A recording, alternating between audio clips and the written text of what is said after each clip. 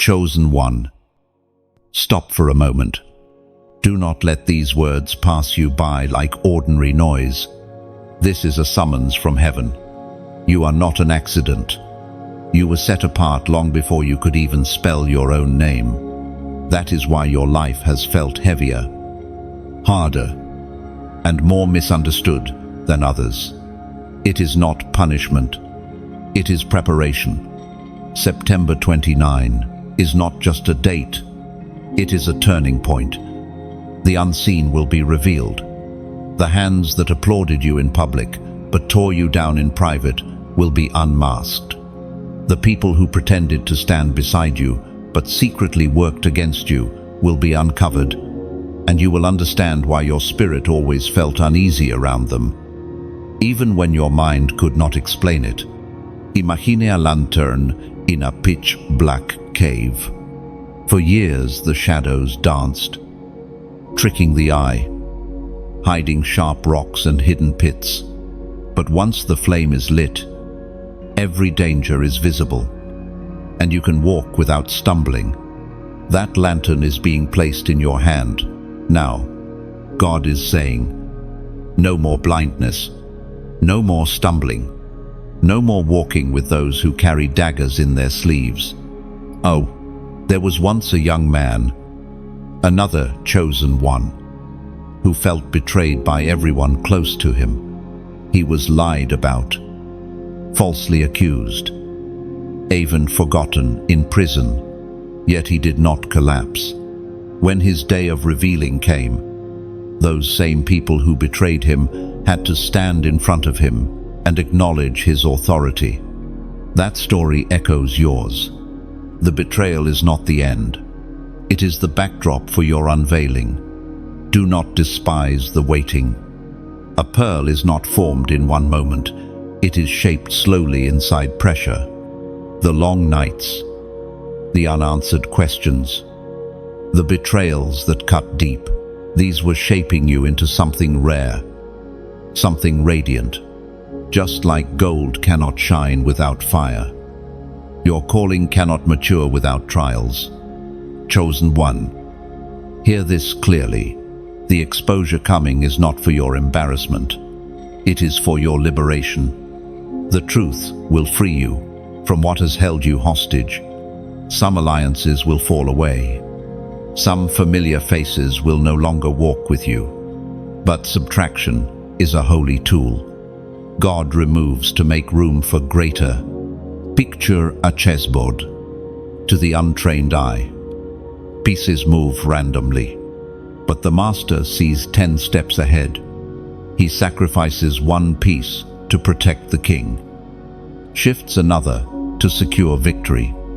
Your life has felt like random loss at times, but heaven is orchestrating checkmate.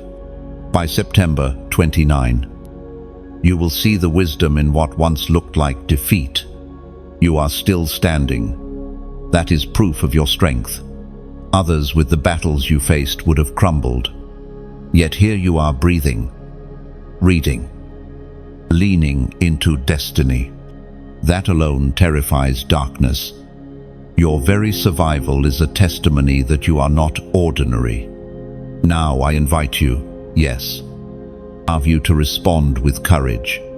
Share this message so that someone else in hiding may be encouraged. Press, like so. This word reaches those who need it most. Leave your sign in the comments. Write the number 29 as a prophetic declaration that you stand ready for unveiling. And if you have not yet subscribed, do it now, not just as a click, but as a prophetic act of agreement with the flow of these revelations. The Spirit spoke through the prophet Jeremiah, chapter 17, verse 10. I, the Lord, search the heart and examine the mind, to reward each person according to their conduct, according to what their deeds deserve. This is the hour where hidden hearts are exposed. Stand firm. You are on the winning side of truth. But do not miss this. Chosen one, when exposure comes, It will not only reveal others, it will also reveal you, the strength you never knew you carried, the endurance you built in silence. These will suddenly be visible. People will look at you and wonder, how did you survive that storm? And the answer will not be found in human ability, but in divine grace. You see, storms never break an oak tree that has driven its roots deep. The winds may howl, the branches may snap, but the roots keep holding. That is why you are still here, because your roots went deeper than your wounds. Some will come to you after September 29, pretending they never doubted you. They will say, I always believed in you. But you will remember the nights you cried alone because of their silence. Do not waste your heart trying to convince them now. The evidence of God on your life will speak louder than your words ever could. There is freedom in not having to prove yourself. Lions never explain themselves to sheep. Eagles do not ask pigeons for permission to fly. And you, chosen one, are entering a season where your actions will be your testimony. Think about Joseph again, the moment his brothers came to him. The dream he once shared had become undeniable reality. Likewise, the visions you carried secretly, the prayers you whispered into your pillow, will stand in full color before those who once laughed. But be warned, with exposure comes responsibility.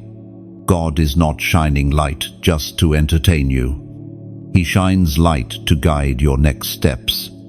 He exposes, so you will not step into traps again. Pay attention to what is revealed, and do not run back to what God removes. It is like a snake shedding its skin. The old covering is no longer fit for growth. If the snake tried to keep wearing it, it would suffocate. Release what is too small for your future. Let this sink in. Exposure is mercy, disguised as disruption. What feels painful now is actually protection. When September 29 comes, breathe deep. You are not losing, you are being secured. So walk with steady steps. You are about to see with new eyes. And when you see, you will never walk the same path again. Chosen one, you have begun to sense the quiet betrayal. It is not always loud. It is not always dramatic.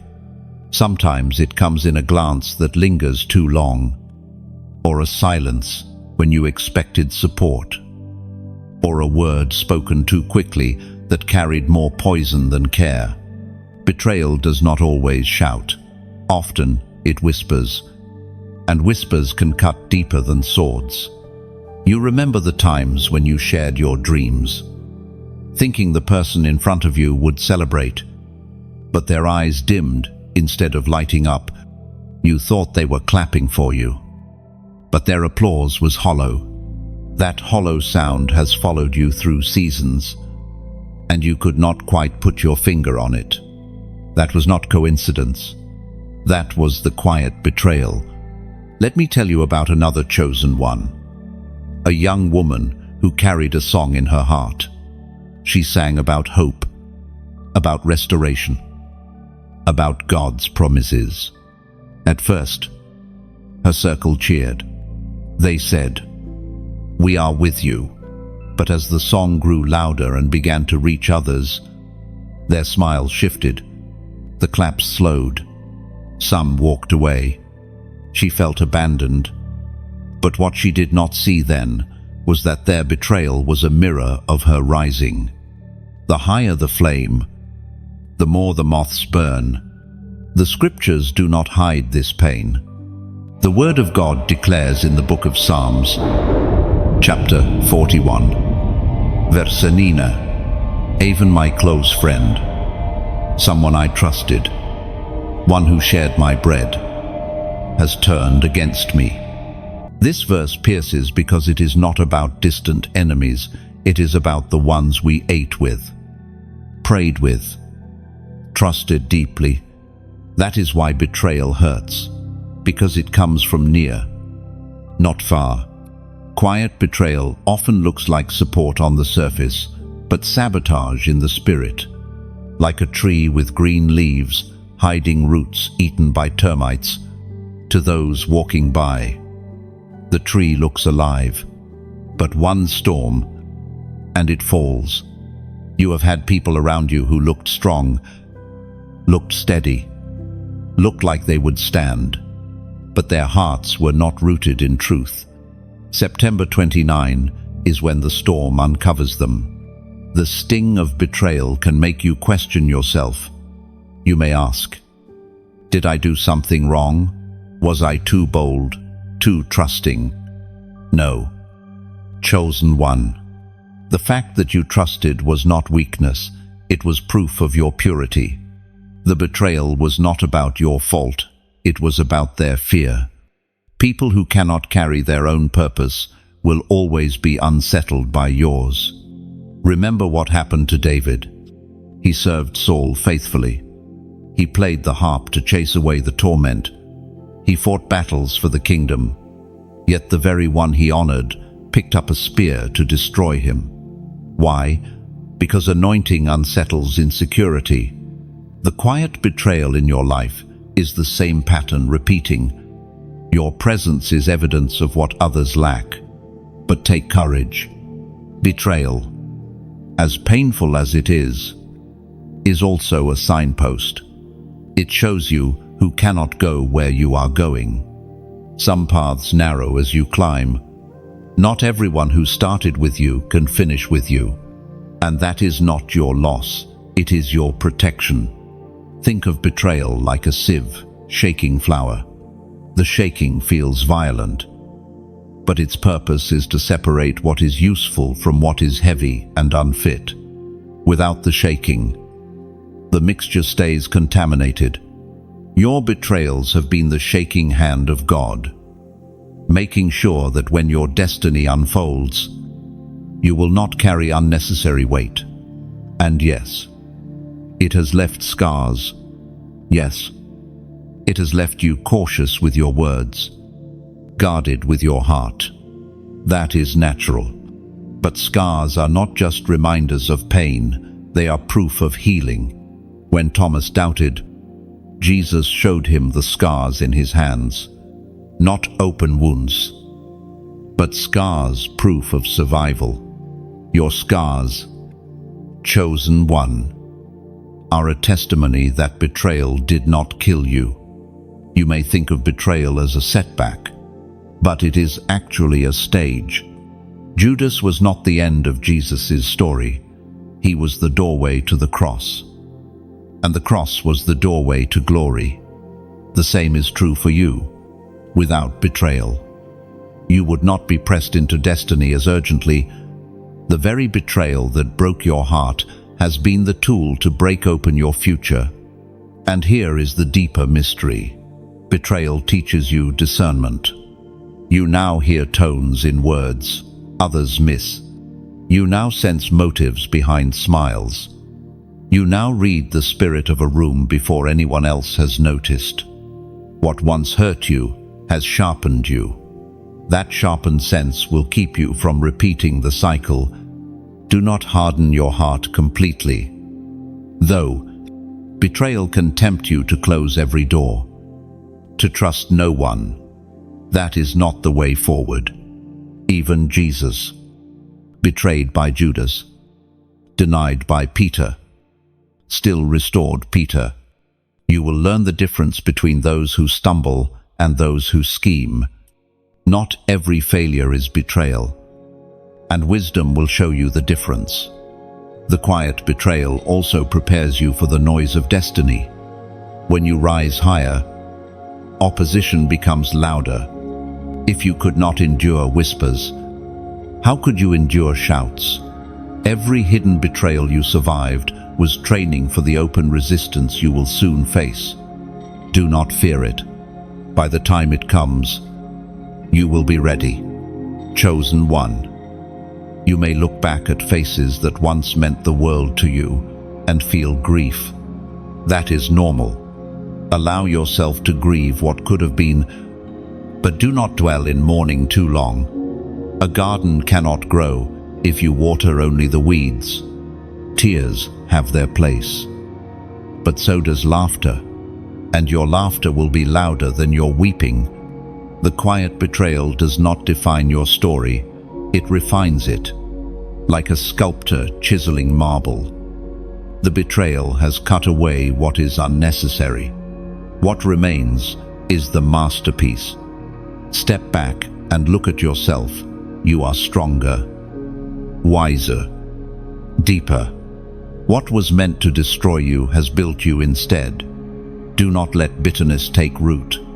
Betrayal will tempt you to replay the conversations, to imagine the confrontations, to rehearse your pain. But bitterness is a chain. Release them, not because they deserve it, but because you deserve freedom. When you release, you rise. Chosen one. The quiet betrayal is already losing its power. The whispers will fade. The truth will roar. And when it does, you will know. It was never about them. It was always about the mark on your life. And nothing, no betrayal, nor silence. No whisper can erase what heaven has written over you. Chosen one. The signs of being targeted are often subtle, but once you see them, you cannot unsee them. Darkness does not always arrive with horns and fire. Sometimes it comes with smiles. Sometimes with opportunities that glitter but rot in your hands. You have felt this, haven't you? That uneasy sense that something is not what it seems, that someone's words carry a weight they never speak aloud. When your spirit is chosen, the opposition intensifies. Have you noticed how unusual obstacles block your way just when you are about to step forward? The delay that makes no sense. The unexpected argument right before your breakthrough. The sudden exhaustion when you prepare to pray. These are not coincidences. They are patterns, signs that you are a marked one. Let me paint a picture. Imagine a candle in a dark room. Its flame is small, yet every insect in the room is drawn to it. The flame is not large, but it cannot be ignored. That candle is you. You wonder why you attract envy, why you face resistance that others do not.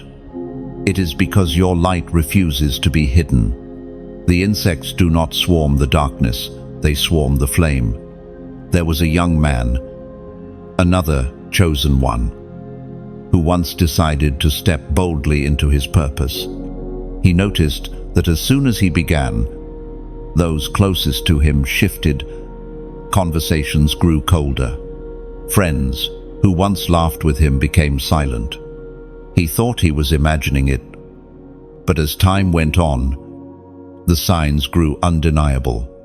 He realized he was not being abandoned randomly, he was being opposed strategically. His calling had stirred a response from both heaven and hell, and this is where you are now. If you are sensing unusual resistance, pay attention. If you feel the weight of unseen battles pressing in on your chest, do not dismiss it. These are signals. You are not under attack because you are weak. You are under attack because you are dangerous to darkness. The scriptures remind us through the Apostle Paul in his letter to the Ephesians, chapter 6, verse 12. For our struggle is not against flesh and blood, but against the rulers, against the authorities, against the powers of this dark world, and against the spiritual forces of evil in the heavenly realms. This verse is your lens. The battle is not your neighbor, not your friend, not your family member. It is the Spirit working behind the scenes. The unseen hand trying to derail your destiny. If you see only the surface, You will waste energy fighting people. But when you discern the deeper war, you understand why the pressure is so heavy. Think of it like waves crashing against a cliff. The cliff does not move, yet the waves never stop. You, chosen one, are that cliff. Every wave that crashes is proof of your stability. If you were not unshakable, the waves would not bother. The very persistence of the attack is evidence of your unmovable calling. Now, I need you to do something, not for me, but for yourself. Write these words in the comments: targeted yet chosen. Do you see the power in that? You are declaring that what looks like an attack is actually a confirmation. You are saying aloud that being marked by resistance is proof of being marked by heaven. When you type it, you shift the atmosphere over your life. It is not just a comment, it is a decree. Do not underestimate the power of this moment. There is a reason the Spirit brought you here today. You were not scrolling randomly. You were summoned. And your response will not vanish into air. It will echo into your atmosphere. Write it boldly, because your words create reality. Chosen one. You are targeted because you are chosen. You are resisted because you are unstoppable. And when the exposure comes, you will see clearly. The pressure was not proof of weakness. It was proof of, you must realize, chosen one, that the phrase, targeted yet chosen, is not just symbolic, it is reality. Being targeted means that forces of darkness have identified you as a threat. If you were ordinary, unnoticed, and spiritually irrelevant, no attack would bother to find you. At the same time, being chosen means heaven has already placed a seal on you. The fire aimed at you is proof of the oil upon you. Think about that. Fire is never wasted on empty ground. It burns where treasure is hidden. When you declare those 3 words, you are aligning your heart with truth. You are separating identity from attack. You are saying, I am not defined by the arrows against me, but by the crown above me. That shift in perspective is what breaks discouragement. Do not forget, David was targeted by Goliath, not because he was weak, but because he carried courage. Esther was targeted in the palace not because she was unimportant, but because she carried influence. And you are targeted today because your presence carries weight for the kingdom. So lift your head high. Do not interpret warfare as rejection. Interpret it as recognition. The kingdom of darkness only fights what threatens its collapse.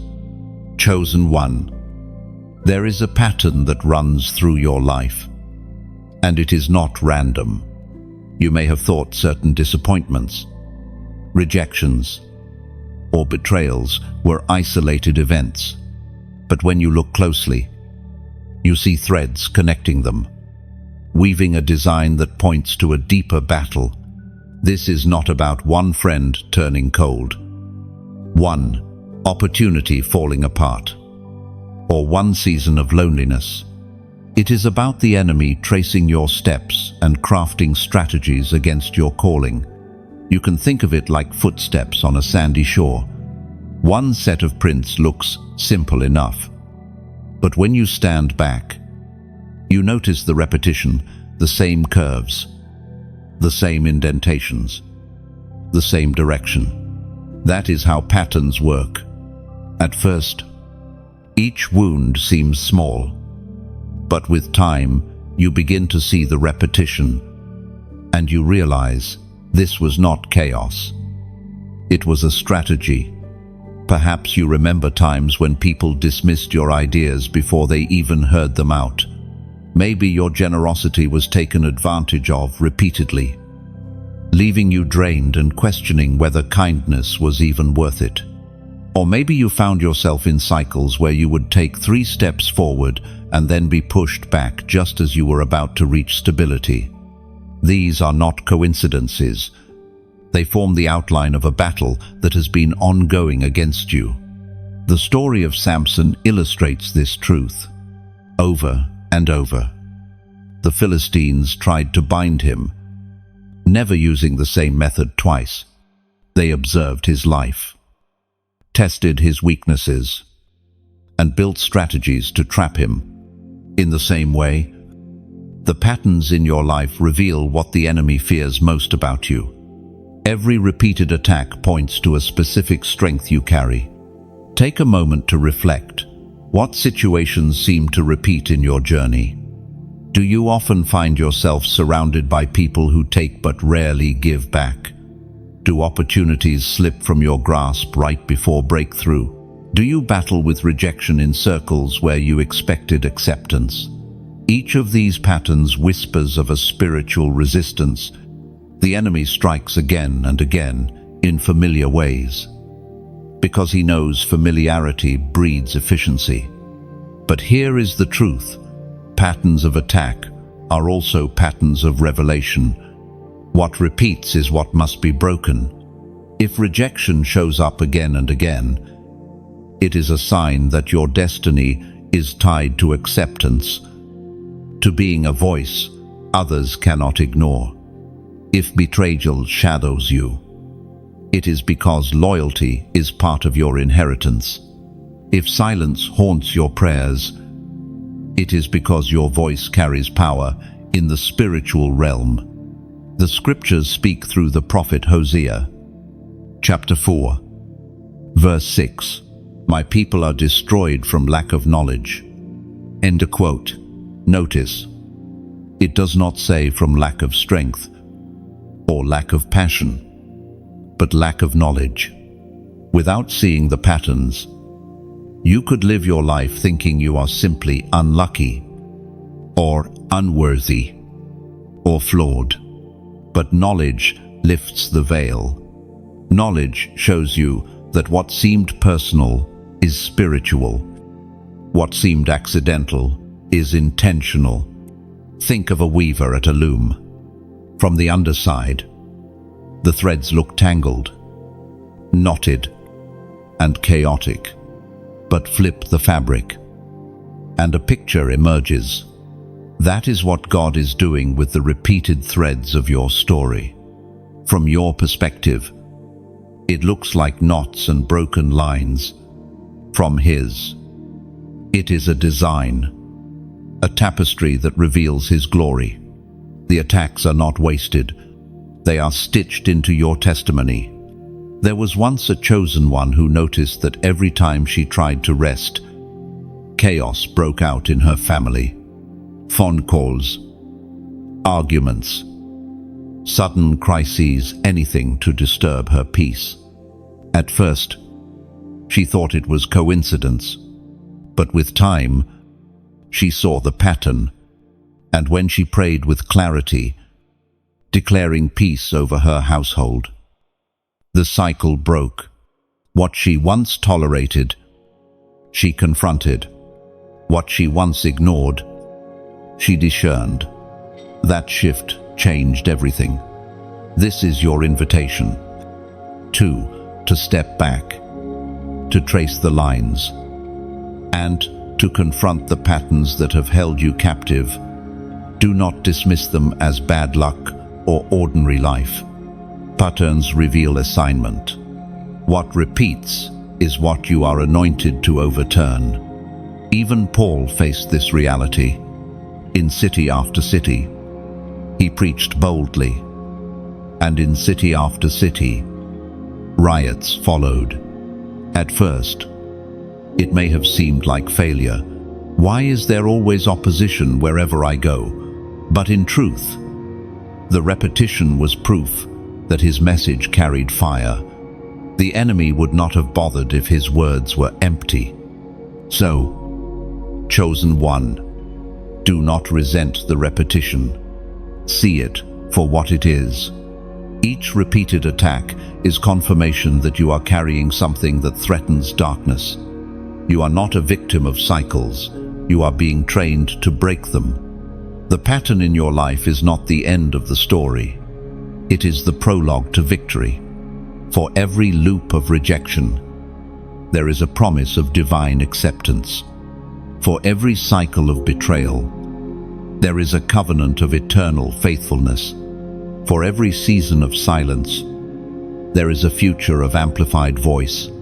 The key is recognition. When you recognize the pattern, you disarm the scheme. You may feel tired, weary of the same battles, the same walls, the same disappointments. But remember, cycles only continue until they are broken. And you are not destined to live trapped in repetition. You are destined to rewrite the story, to turn the page. Do not despise the patterns you see now. They are maps leading you to the very places where your authority will shine. The enemy attacks your future by attacking your present. But the more you discern, the more you see that every cycle is an arrow pointing toward your destiny. Chosen one, lift your head. The repeated battles are not proof of defeat, but proof of direction. Follow the pattern, break the chain, and you will step into a freedom that generations before you only dreamed of. Chosen one. The first enemy is always the one you do not expect. It does not arrive like a roaring lion at your doorstep. Often it comes like a shadow at sunset, quiet, creeping, unnoticed until you realize it has surrounded you. This enemy wears many masks, sometimes jealousy, sometimes discouragement, sometimes fear, whispered by familiar voices. But its true nature is always the same, to convince you that you are less than what God has already declared you to be. Think of this enemy as a thief in the night. It does not smash the door loudly. It slips through the cracks you did not guard. A thought planted in your mind, maybe I am not good enough. A word overheard, she will never make it. These are not accidents.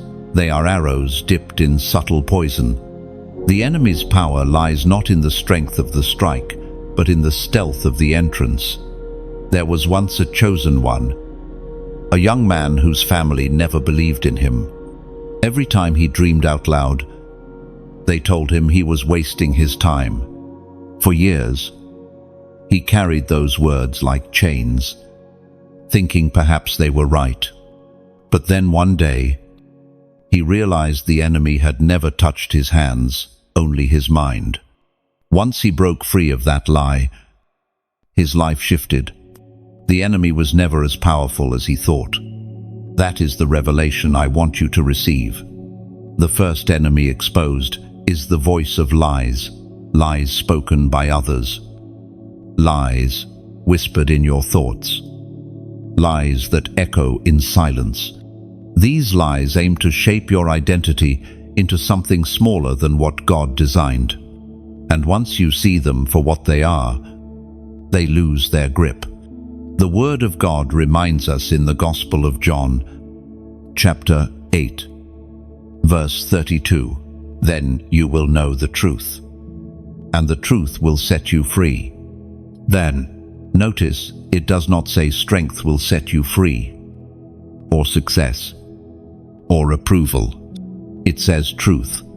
The moment you see the enemy's scheme clearly, the chains start to crumble.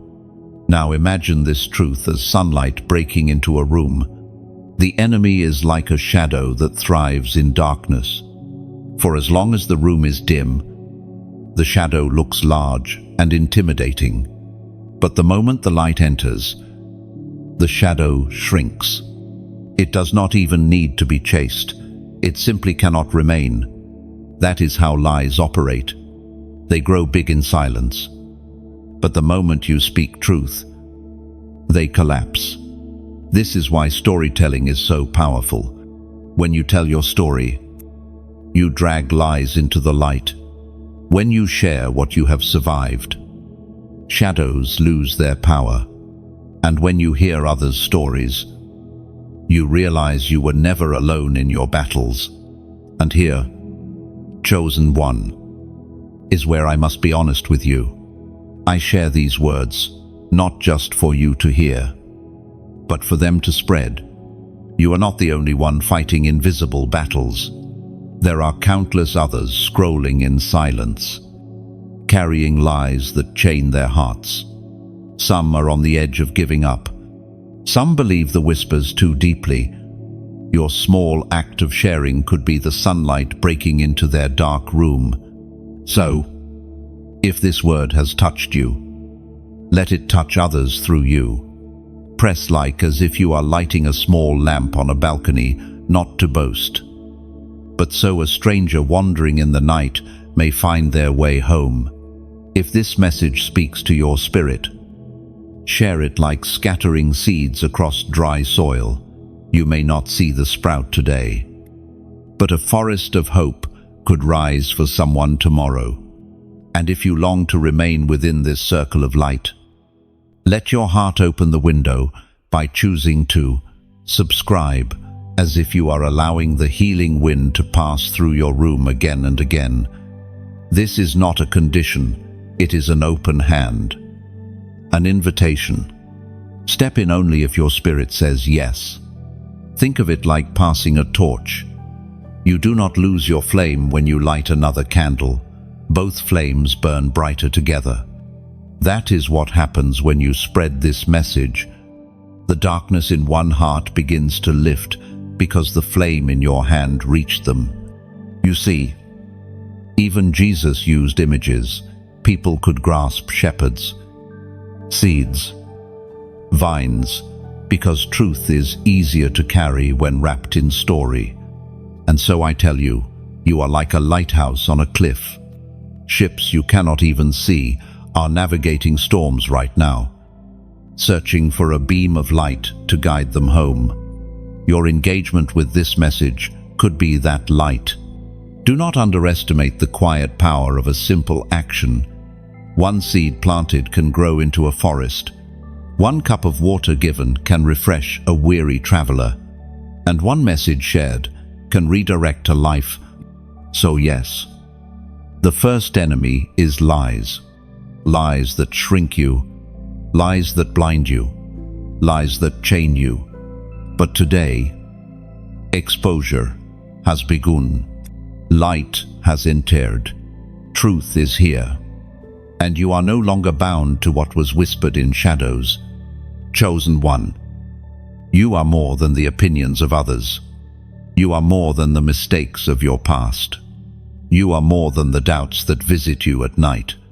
You are chosen, sealed, and set apart. Let this sink in deep. Every whisper that said otherwise was never your voice, and never God's.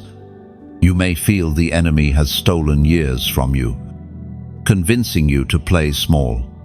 But the moment truth arrives, restoration begins. What was lost in time will be multiplied in fruit. You will look back and see that the years of silence were not wasted. They were preparing you to carry truth with greater clarity. This, then, is the unveiling of your first enemy. Deception, not the faces of people, not the accidents of life, but deception itself. And with deception revealed, freedom begins. Step into this freedom. Carry it not only for yourself, but for others. Let truth break chains in every direction you walk. And as you do, remember, each flame you pass on makes the night a little less dark. Chosen one. Some of the hardest lessons in life come wrapped in faces that once looked like friends. You know this well. Those who smiled when you succeeded, but only to hide their envy. Those who prayed with you, but secretly whispered against you. Those who sat at your table, but never wanted you to win. Friend, or foe. It has not always been easy to tell. You see, counterfeit friendship is one of the enemy's most subtle weapons. It looks holy. It sounds encouraging, but deep within it carries poison. That is why your heart has often felt torn, because you saw light in people who secretly carried shadows. And now, in this season of unveiling, masks will fall. What you could not discern clearly before will be undeniable. Picture a garden in the early morning. Dew glistens on the leaves. Flowers bloom. But hidden beneath the surface, weeds wrap themselves around the roots. From above, the garden looks healthy, but underneath, the weeds are strangling life. That is how counterfeit connections work. They decorate the surface, but suffocate the soul. There was once a chosen one, a woman who trusted easily. She gave her heart, her time, her energy. People came to her as if they loved her deeply, but they only came to take. For years she carried exhaustion and confusion. Then one day, she asked God to reveal the difference between friend and foe. Slowly, faces began to shift. Conversations revealed motives. What once seemed blurred became clear. She discovered that loyalty was not in the words spoken, but in the sacrifices made when no one was watching. And that is the same discovery waiting for you. Loyalty is not loud. It does not need constant praise or recognition. True friends are like pillars. You may not always notice them, but without them, the house collapses. Counterfeit friends are like balloons, bright, colorful, but one sharp pin, and they disappear. The scriptures reveal wisdom in the book of Proverbs, chapter 18, verse 24. One who has unreliable friends soon comes to ruin, but there is a friend who sticks closer than a brother. And this is the key. The unreliable ones drain you, distract you, delay you. But the true ones, the ones sent by God, become anchors in storms, holding you steady when everything else shakes. Chosen one. Your heart has often been confused because you wanted to believe the best about everyone. That is not weakness, that is purity. But purity without discernment becomes vulnerability. This is why God is sharpening your sight. You will no longer confuse temporary smiles with eternal loyalty. You will no longer pour into empty wells, hoping they might someday overflow. Do not be afraid of the exposure coming. When God reveals who is truly with you and who is secretly against you, it is not to shame you. It is to protect you. Some tables are about to be rearranged. Some seats around you will be emptied. Not because you are unworthy, but because you are too valuable to remain surrounded by poison. Imagine an eagle in its nest. When the eaglets are ready to fly, the mother begins to remove the soft feathers, leaving only thorns and sticks. Why? To make the nest uncomfortable, so they will spread their wings. In the same way, God is removing false comfort from around you, forcing you to rise. The friends who were never friends will fall away, so you can soar without their weight. And here is your invitation to respond. If this word resonates, write the number 222 inches, the comments. Do not underestimate this act. Why 222? Because it carries the weight of alignment, balance, and confirmation. It is a prophetic sign that though people may shift, though faces may turn, you are aligned with divine order. When you type it, you are not just leaving a number, you are sealing your agreement that heaven's alignment matters more than human approval. Think of it like placing a stone at the corner of a house. It is small, but it sets direction for the entire structure. By writing 222, you are placing your cornerstone where it belongs, not on shifting sand, but on solid rock. Chosen one. Release the fear of losing people. Some you lose are blessings disguised as grief. Their exit makes space for those who will love you without agenda, stand with you without envy, and pray for you without competition. True covenant friends are coming, those who carry oil, not poison, those who will celebrate your rise, not resent it. And when they arrive, you will know the difference. You will no longer confuse words with actions, noise with loyalty, or proximity with love. The revelation of friend or foe will no longer torment you. You will walk with clarity, and clarity is freedom. So lift your head. You are not alone, even if it feels like it. Some will leave. Yes, but some will stay. And those who stay will prove more valuable than 100 counterfeits. Do not mourn the balloons that pop. Rejoice in the pillars that remain.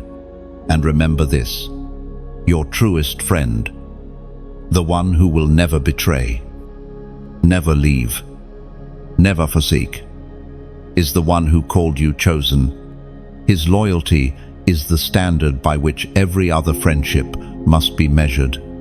Hold fast to him, and you will never lack the strength to discern friend from foe again. Chosen one. Remember this truth: losing the wrong people is not a tragedy, it is a deliverance. Their absence will not weaken you, it will strengthen your foundation. Just as a tree grows taller when pruned, your life will rise higher when false branches are cut away. This means every departure you endure now is not rejection but redirection. It is heaven's way of saying, you deserve better soil, deeper roots, poor fruit. So do not cling to what God has already removed. Let go, and you will grow. Chosen one. The most relentless enemy is not always outside of you. Sometimes the loudest opposition comes from within, through the voice of lies that echo in your own thoughts. It is one thing to resist critics, doubters, and accusers around you. It is another battle altogether when your own mind turns against you, whispering words that chain your courage. You have felt this before, standing in front of opportunity, yet hearing, I'm not ready, carrying vision in your heart, yet hearing, no one will listen. These are not random insecurities.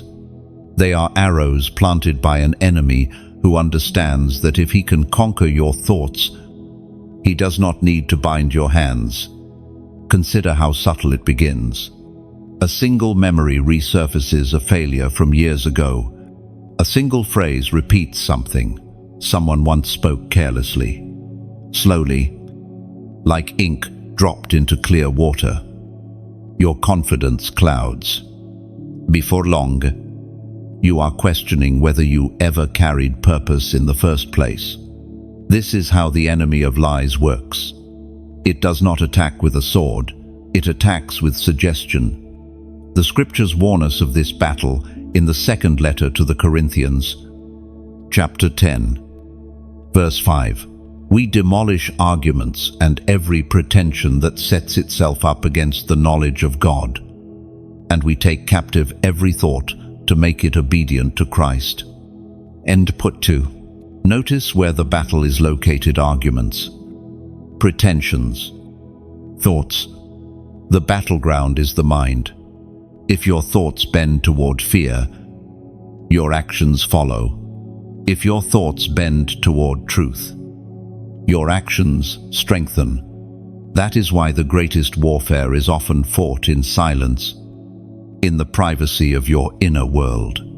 Imagine your mind as a vast library. Every word spoken to you, every memory you lived, every feeling you felt is a book placed on a shelf. When the enemy wants to weaken you, he does not build a new book. He simply pulls an old one off the shelf and opens it again. The rejection you faced years ago, the mistake that still embarrasses you, the moment you felt abandoned, these are the volumes he replays, hoping you will keep rereading them until you forget the new story God is writing. But here is the good news. You are not powerless in this library. You are the librarian. You can decide what stays open on the table of your mind and what gets closed. You cannot erase what was written, but you can refuse to live by it. When a memory rises that chains you, you have the authority to say, "This is not my final chapter." Although there was once a chosen one, a woman who grew up with constant criticism. Every effort she made was met with, "Not enough." When she stepped into adulthood, those voices were gone. But the echo remained. She carried invisible chains, rehearsing insults that no one was speaking anymore. One day, she read the scripture, "Be transformed by the renewing of your mind." Something clicked. She began to replace each insult with truth, each doubt with promise, day by day. The library of her thoughts shifted until the chains broke. Her story proves this. The voice inside you can change. Think of lies as graffiti sprayed on a wall. At first, the markings look permanent, but a fresh coat of paint can cover them completely. Likewise, truth is not powerless against lies. Every time you speak God's promises aloud, you are repainting the walls of your mind. Lies fade, truth remains. But the process is not instant. Just as a field overrun with weeds takes time to clear, your mind takes time to renew. Some lies have been planted for years, watered by repeated wounds. Do not be discouraged if they do not vanish overnight. Renewal is a daily discipline, not a single event. Chosen one. Do not underestimate the power of words. Lies enter through words, and truth disarms them the same way. When you declare, "I am chosen," you are not just speaking into air, you are confronting the echo that told you otherwise. When you declare, "I carry purpose," you are planting seeds in soil where weeds once grew. Words are not decoration, they are weapons. Even Jesus, when confronted by the enemy in the wilderness, did not argue with feelings. He spoke truth. "It is written," was his sword. And every time he spoke, the temptation lost power. If the Son of God fought lies with words, so must you. Think of your inner voice as a compass. If it points north, you walk straight. If it is tampered with, you wander.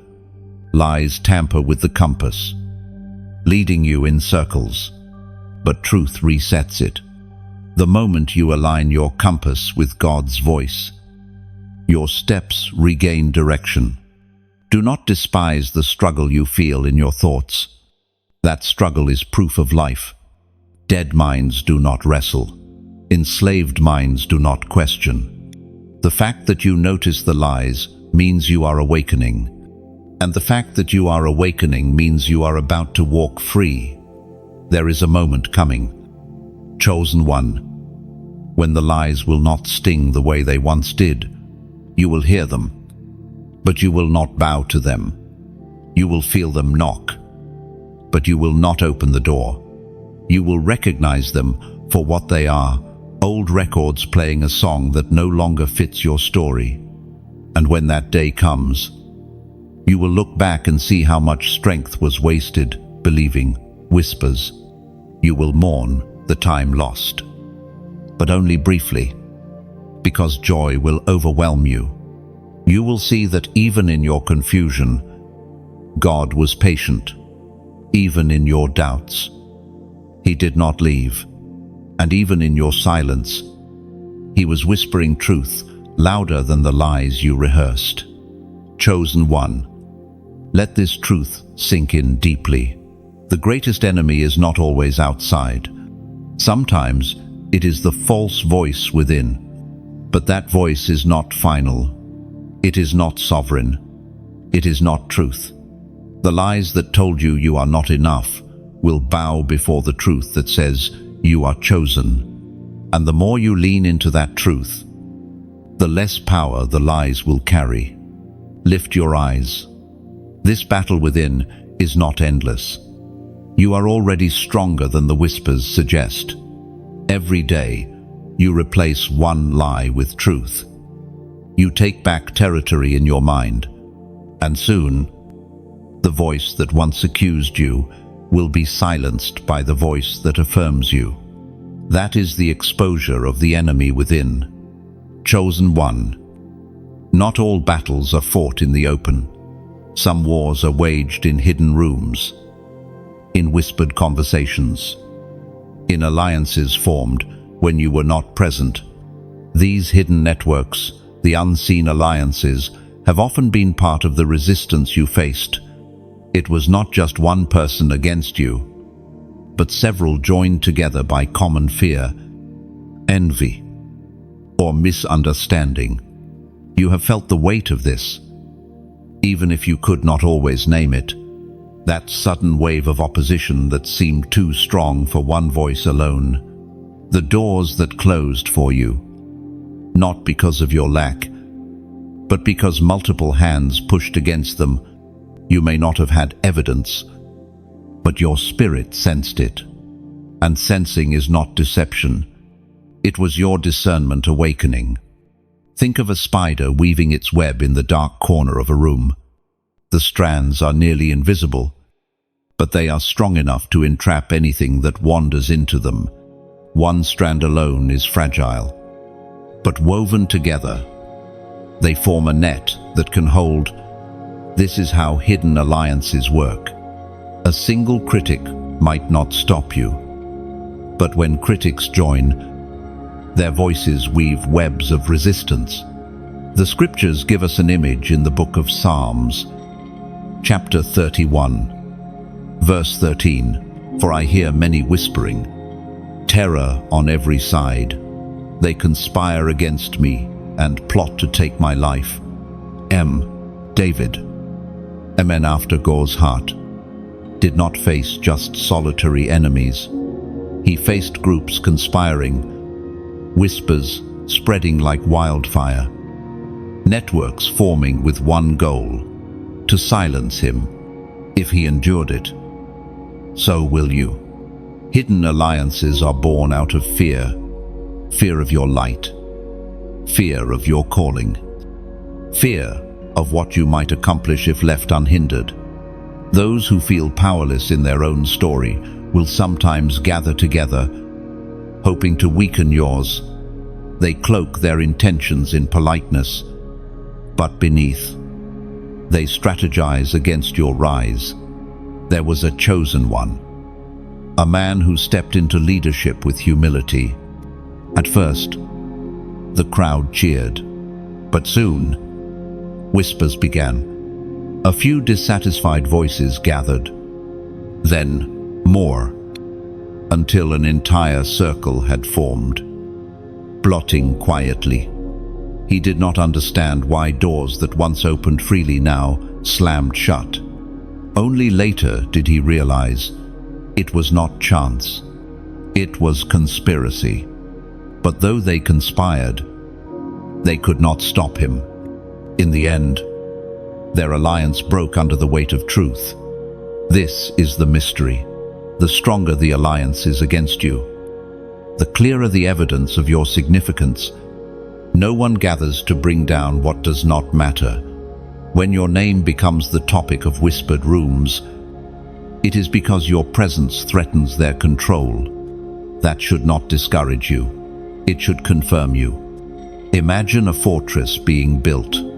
From outside, it looks silent, but within, workers are stacking stone upon stone, preparing strength unseen. In the same way, while alliances formed against you in secret, God has been building your own fortress in secret. For every whispered word meant to wound, He has laid another stone of endurance in your soul.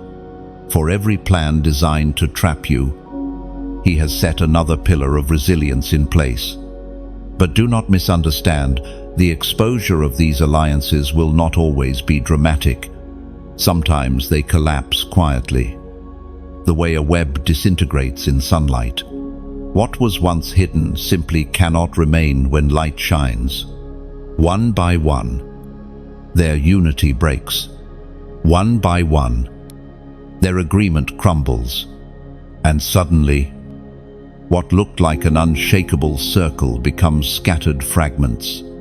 Chosen one. This unveiling is not to make you paranoid, but to give you peace. For too long, you felt confusion. Why so much resistance? Why so many closed doors? Now you will know. It was never your failure. It was the hidden webs spun around you. And knowing this frees you from shame.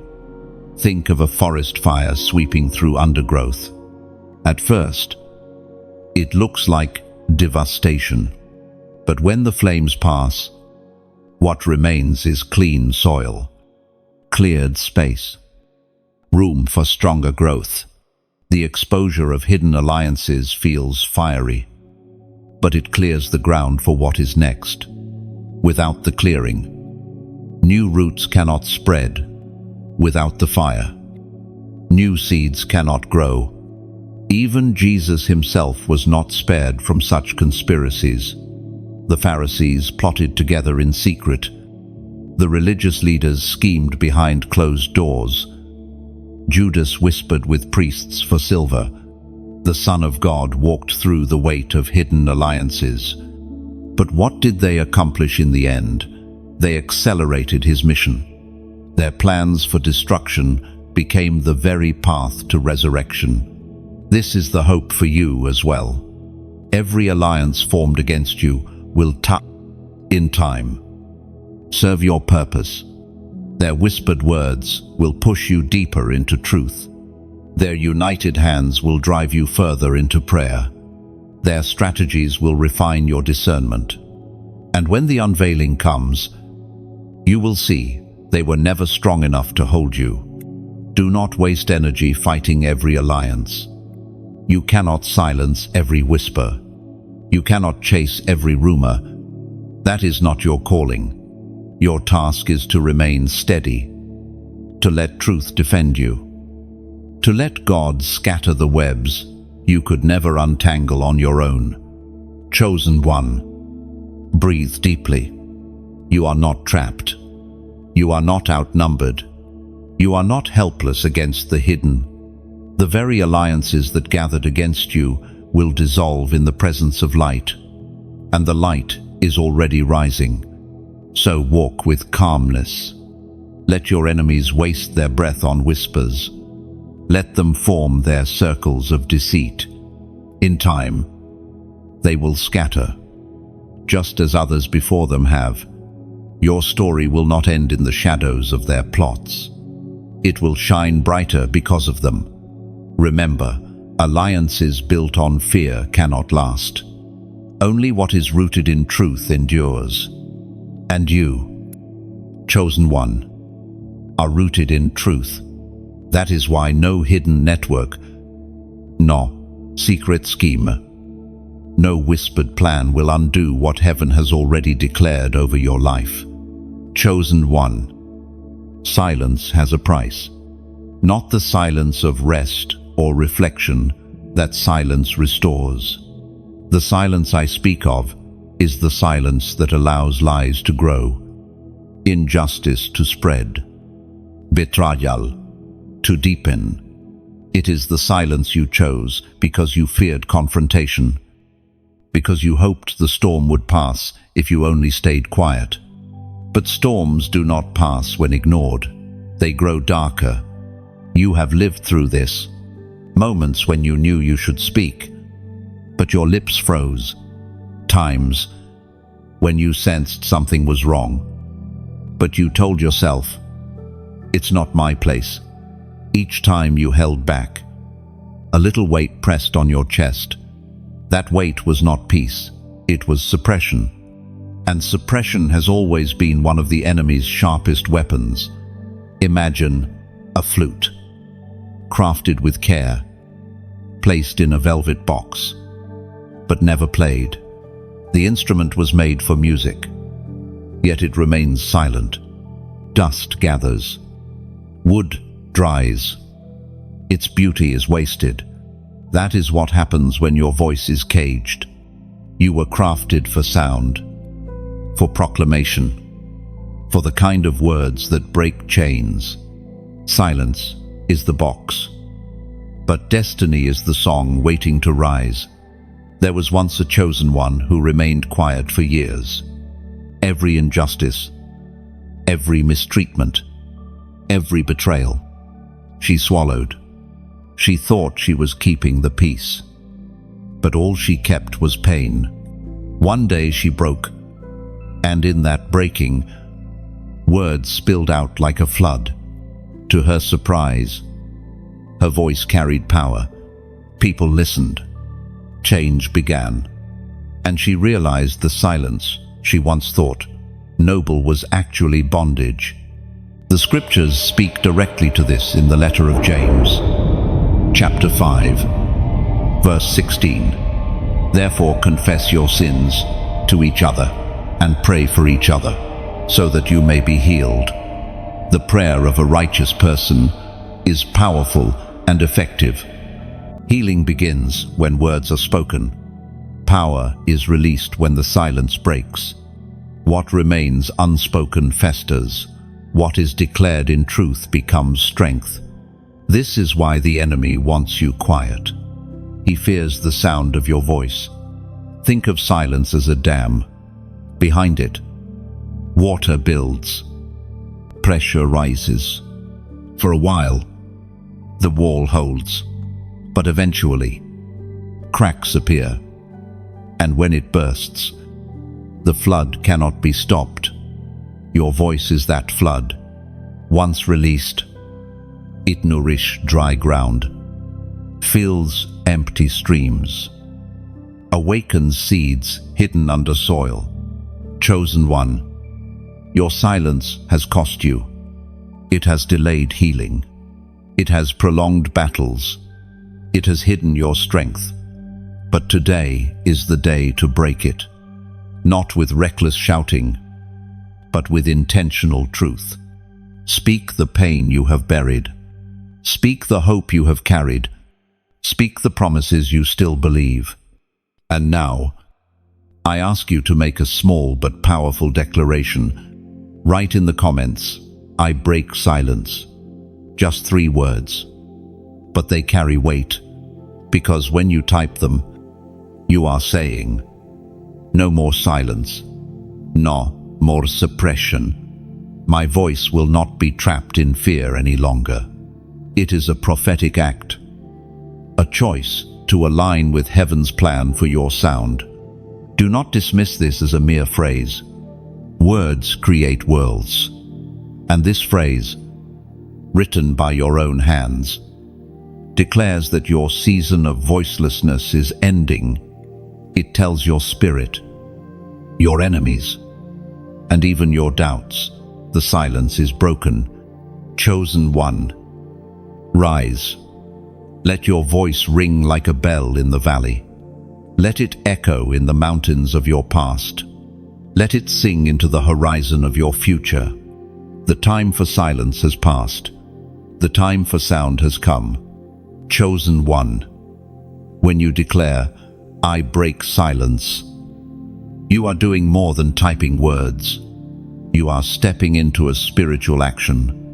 Silence is the cloak the enemy uses to keep wounds festering in the dark. But once you break silence, light enters, and what was hidden begins to heal. Think about a locked room. For years it remains shut. Dust gathering, air stagnant. The moment you open the door, sunlight pours in, and the room changes instantly. It may still need cleaning, but the darkness no longer rules there. That is what happens when your voice is released. You open the locked rooms of your life. Do not fear that your voice is too small. A single match can set an entire forest ablaze. A whisper can shatter the stillness of a cave. Your voice, though trembling at first, carries ripples that reach farther than you imagine. Understand also that breaking silence does not mean shouting at everyone around you. It means choosing to speak truth at the right moment, to the right people, with courage. Sometimes that truth is spoken in prayer, sometimes in confession, sometimes in encouragement.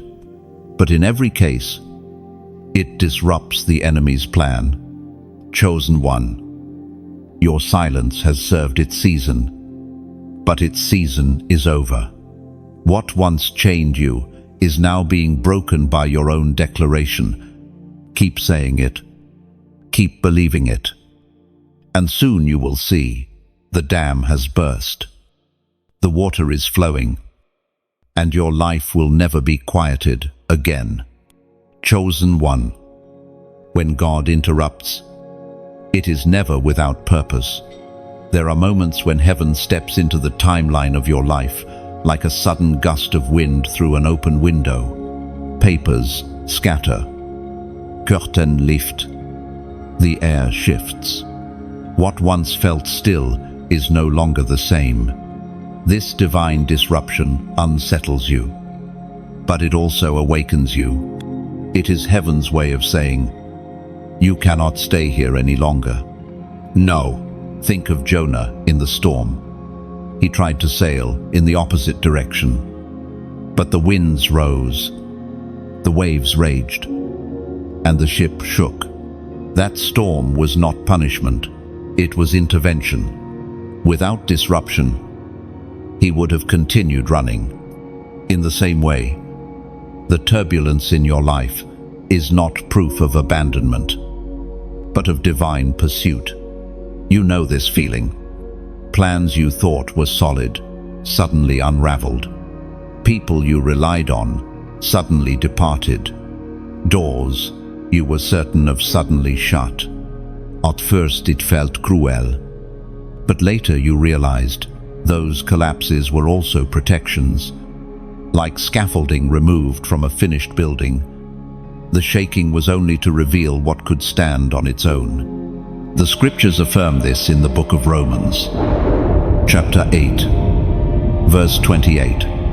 And we know that, in all things, God works for the good of those who love Him, who have been called according to His purpose.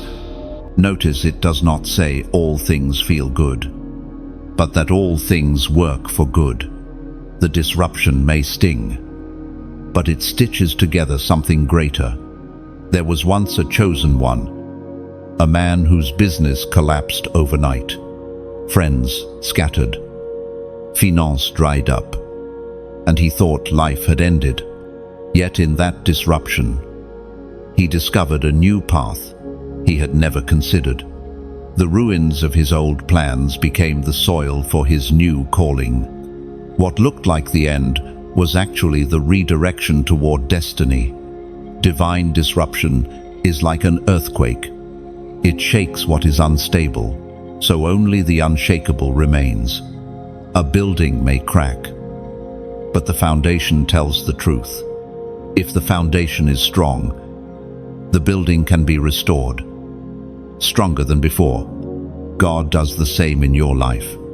He shakes away what was never meant to stand. So what is eternal in you cannot be destroyed. Sometimes divine disruption is like pruning a tree. To the eye, it looks harsh, branches coot, leaves falling. But the gardener knows, without pruning, the tree will grow wild and fruitless. Pruning hurts, but pruning prepares. Your losses, though painful, are the cuts that make way for fruit. Or think of disruption as a potter reshaping clay. The vessel may be pressed, collapsed, reformed, but it is never discarded. Each disruption is the potter's hand pressing you into a new shape, one that carries greater beauty and greater strength. Chosen one. The disruption in your life is not to destroy you, it is to awaken you. You were not created to sit endlessly in comfort. Comfort is sweet for a season, but it dulls vision when it lasts too long. Disruption sharpens you. Disruption moves you. Disruption lifts you. And I must tell you this, there are others who need to hear this truth as urgently as you. People scrolling in silence, carrying the weight of their own storms, wondering if the shaking means God has abandoned them. You can be the one who whispers light into their dark. So, if these words have touched you, let them ripple outward. Press, like not as an empty gesture, but as a candle lit in the window of your soul, signaling to others who pass by that there is light here. Press share not as an obligation, but as if you were handing bread to someone hungry, saying, I found something that gave me strength. May it strengthen you too. And if your heart longs to remain in this stream of words that keep pouring life, choose to subscribe, not as a chain, but as opening your hands to receive rain when the clouds break. These are not requirements. They are invitations, gentle, beautiful, voluntary. Understand this. When you are saying, this light must not stay hidden. When you share, you are scattering seeds you may never see again, but heaven will water them. When you subscribe, you are choosing to sit at a table that will always have fresh bread for your spirit. Do not think these actions are small. A drop of water seems small until you see it ripple across a still pond. A spark seems small until it ignites a torch. Your single action may be the spark another chosen one has been waiting for.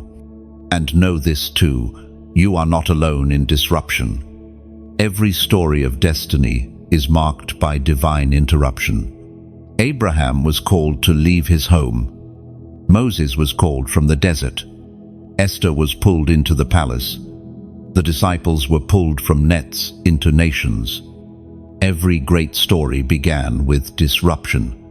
So, do not despise this season. Do not fear the shaking. Let the walls fall where they must. Let the branches break where they must. Because what remains will be stronger, purer, unshakable, chosen one. Lift your eyes. The storm around you is not here to drown you, but to push you into the deeper waters of your calling. The hand of God has not left. It is guiding. The disruption you feel is not chaos. It is construction. And when the dust clears, you will see what has been built in you, a strength no storm can ever take away. Chosen one. Mercy is a river that flows wide, but it is also a river with banks. Many people confuse mercy with weakness, as though to show compassion means to allow endless harm, but true mercy is not blind. It sees clearly, discerns wisely, and knows when to extend grace and when to set a boundary. You have walked this road before, times when you forgave again and again, hoping the person would change, only to be met with the same betrayal. Times when you gave second chances, only to feel your trust shattered once more. And then you wondered, am I wrong to keep forgiving, or am I wrong to finally walk away? These questions are not signs of confusion, they are signs of discernment awakening. The scriptures teach balance in this matter. In the Gospel of Matthew, chapter 7, verse 6, we read, "Do not give dogs what is sacred. Do not throw your pearls to pigs. If you do, they may trample them under their feet and turn and tear you to pieces." This is not a call to cruelty.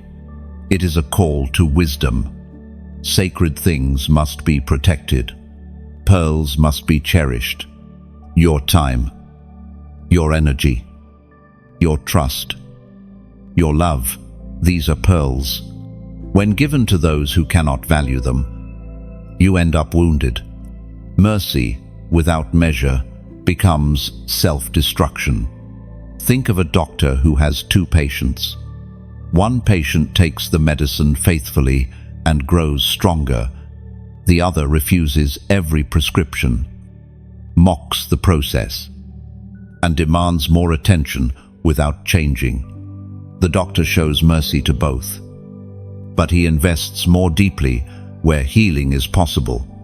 Mercy is not equal distribution, it is wise stewardship. There was a chosen one, a man who constantly bailed out his brother from trouble. Each time, he thought, maybe this will be the moment he turns around. But the cycle repeated lies, debts, excuses.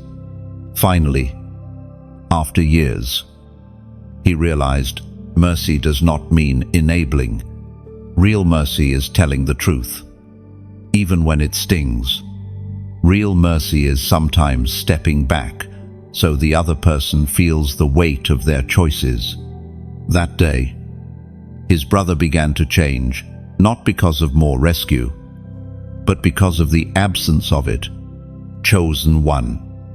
Your heart is tender, and that tenderness is holy. But even holy hearts must learn, measure. Mercy is powerful when it flows from truth, not when it is hijacked by manipulation. There are those who will cling to you, not because they love you, but because your mercy shields them from consequence. That is not covenant, that is control. Picture a candle. If it burns endlessly for others without pause, the wax is consumed and the flame dies. But if the candle is tended, trimmed, and placed wisely, it gives light for much longer. You are that candle, without measure. You burn out.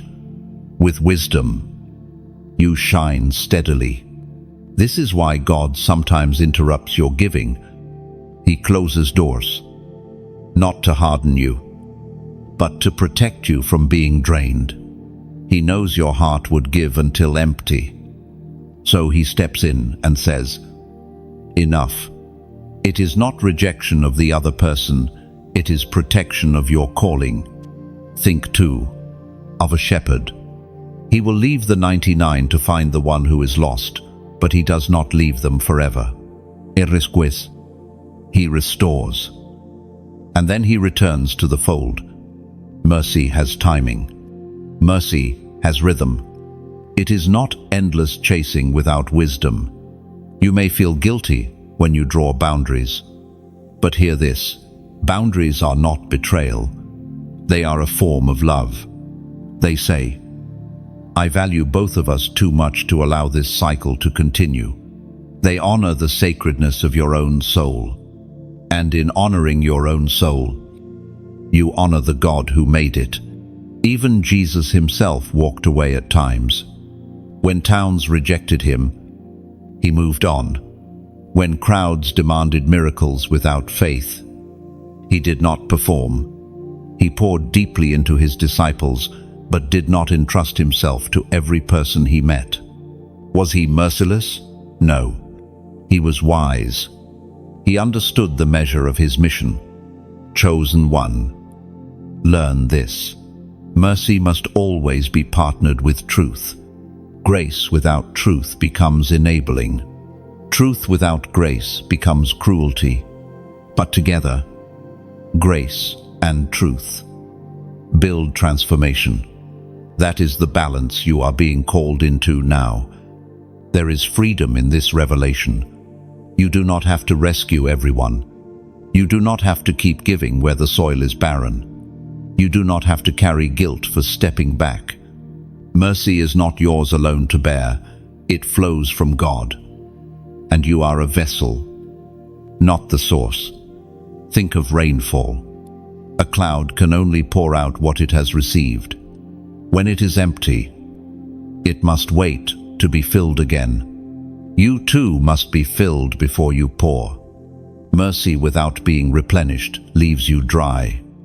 But when you receive first, you pour freely, wisely, abundantly, without collapse. Chosen one, let your mercy be wise.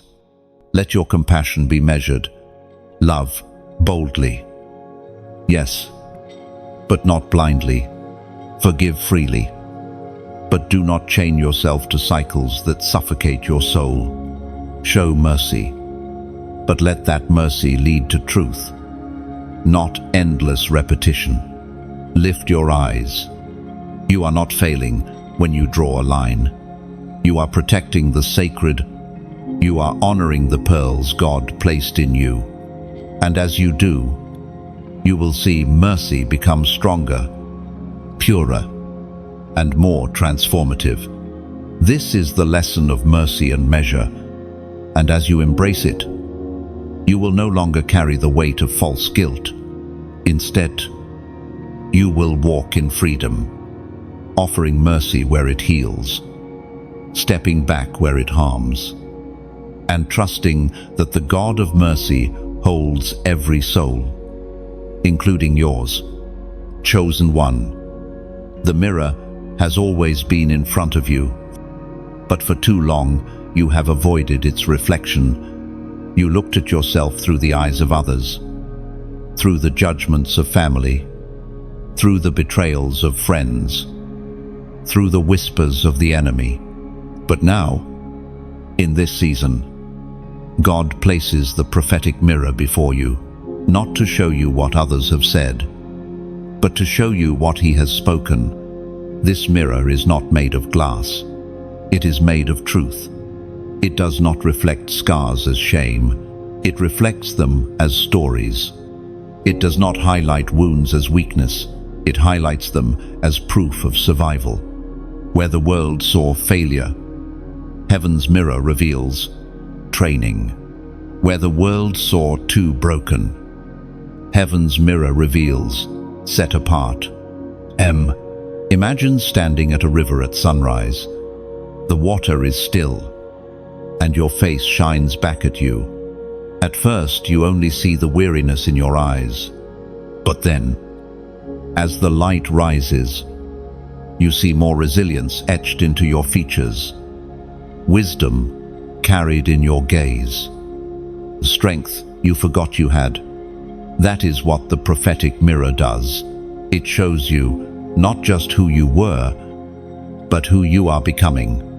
The scriptures confirm this in the second letter to the Corinthians, chapter 3, verse 18. And we all, who with unveiled faces contemplate the Lord's glory, are being transformed into His image with ever-increasing glory, which comes from the Lord, who is the Spirit. You are not looking into an ordinary mirror. You are looking into a reflection that reveals transformation. Every season has been chiseling you into greater glory. You may not feel it daily, but heaven sees the shift clearly. There was a chosen one, a young woman who despised her reflection.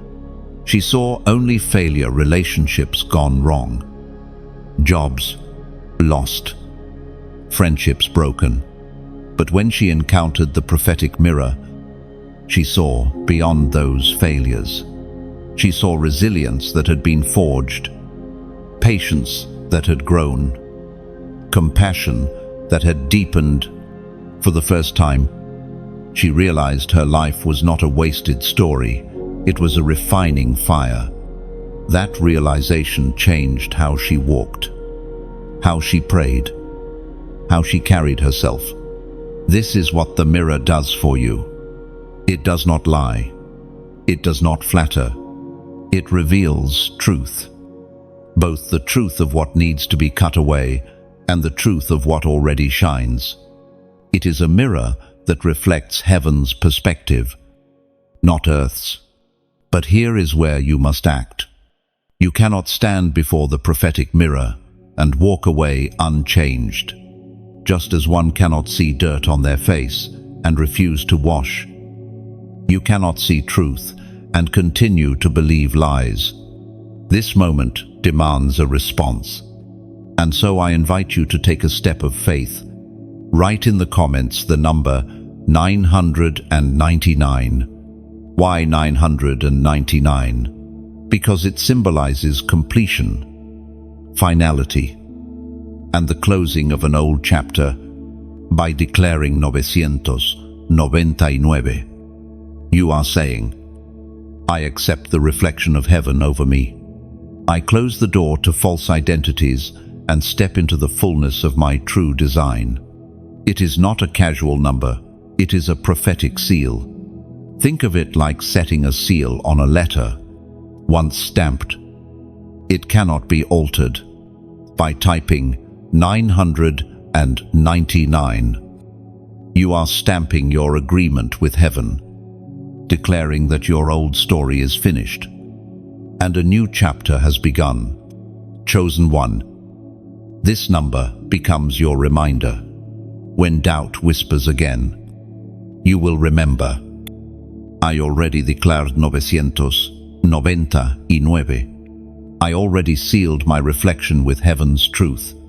When fear tries to blur your mirror, you will say, no, I walk in completion. I walk in identity. Lynn, the prophetic mirror is not always easy to look into.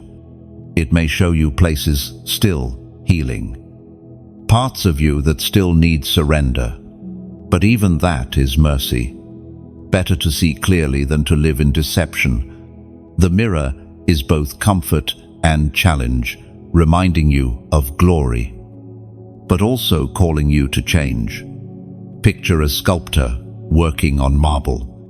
At first, the block looks rough, shapeless, ordinary. But as the sculptor chisels, the form emerges. Strike reveals more. That is your life in the prophetic mirror. You are not yet finished. But every season, every strike, every moment is revealing a masterpiece. Do not despise what you see. Do not look away. Do not say, I am too broken, too late, too far gone. That is not what heaven sees. Heaven sees a vessel in progress, beauty unfolding, light increasing. Heaven sees you as chosen, and soon others will see it too. Just as Moses came down from the mountain with a face shining so brightly that people could not ignore it, your reflection will shift. Those who once doubted you will notice something they cannot explain. They may not have the words, but they will feel the glory in your presence. Chosen one, embrace this mirror. Embrace the unveiling. Let go of the false reflections you carried for so long. The mirror is speaking truth. You are not who they said you were. You are not the sum of your failures. You are not trapped in your past. You are becoming more radiant, more steadfast, more unshakable with every passing day. So stand tall, look again, and as you do, let your spirit whisper the truth. This is me transformed, renewed, chosen. Oh, chosen one. When you declare 999, and 99. You are not simply choosing a number, you are stepping into alignment with heaven's calendar. The number speaks of endings that are holy, closures that bring freedom, and seasons that no longer have the power to bind you. Just as a book must reach its final page before a new story can begin, so too must certain chapters in your life be sealed. This declaration is not about loss, it is about release. Endings can feel heavy, but they are necessary. If the cocoon never closes, the butterfly cannot emerge. If the seed never dies, the plant cannot rise. By embracing 999, you are saying, I release the cocoon, I release the seed, I step into transformation. Understand also that completion is a gift. Not every cycle deserves to keep repeating. Some of the voices, battles, and burdens you carried were only meant for a season. To drag them into the future is to chain yourself unnecessarily. Heaven is urging you now, seal it, end it, step forward. This is the meaning of your declaration. This is the freedom of 999. Chosen one. Some of the heaviest chains you carry did not begin with you. They were forged long before your birth, passed down through generations, hidden inside family stories, wrapped in culture, even whispered as just the way things are. These are generational knots, patterns of pain, cycles of loss, repeated wounds that tie one life to the next. You may have felt as though your struggles were unique, but when you look closely, you see the same threads stretching back through the years. A father bound by anger, and his son repeating it. A mother drowned by fear, and her daughter inheriting the same trembling. Families marked by poverty, betrayal, broken marriages, addiction, silence. These are not random. They are knots. And knots, when left untouched, tighten. The longer they exist, the harder they are to unravel. But hear this, you are not powerless against them. You were not chosen to inherit chains. You were chosen to break them. Your life is not just about your future. It is about rewriting the patterns of your past. Where others surrendered, you will stand. Where others gave in, you will break through. The scriptures speak clearly in the book of Exodus, chapter 20, verse 5. I, the Lord your God, am a jealous God, punishing the children for the sin of the parents to the third and fourth generation of those who hate me. But do not stop there. The very next verse reveals the counterweight of mercy, but showing love to 1,000 generations of those who love me and keep my commandments. Do you see the contrast? Sin's shadow lingers for 3 or 4 generations, but mercy stretches 1,000 generations. This is the divine imbalance in your favor. The knots may have lasted for years, but the blessing lasts for eternity. Imagine a thick rope, twisted and knotted, used for decades until it stiffens. To the eye, it looks impossible to untangle, yet all it takes is a patient hand, working strand by strand, loosening tension until the knot begins to give way. This is how God works in your life, patiently, intentionally, strand by strand, loosening what looked impossible. There was a chosen one, a young man whose family was plagued by addiction. His grandfather drank himself to death. His father stumbled in the same path. By the time he grew up, everyone expected him to fall into the same cycle. But one day he made a different choice. He prayed. He fought. He asked God to cut the rope. And he never picked up the bottle. In him, the cycle ended. What destroyed the generations before him lost its grip at his feet. That is the power of a chosen breaker. Chosen one. You are that breaker. You may feel small in your own eyes, but you are standing in the middle of centuries of story, holding a blade sharper than steel, truth. And with that truth, you cut knots that have been waiting for your hand. Generational knots are not always obvious. Sometimes they show up as recurring fears. Sometimes they show up as hidden shame, secrets no one talks about. Sometimes they show up as repeated tragedies in families, patterns no one wants to name.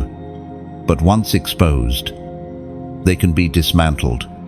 Think of a garden overrun with vines. The flowers beneath are choked. But if you trace the vine back to the root and cut it there, the garden can breathe again. The same is true of your life.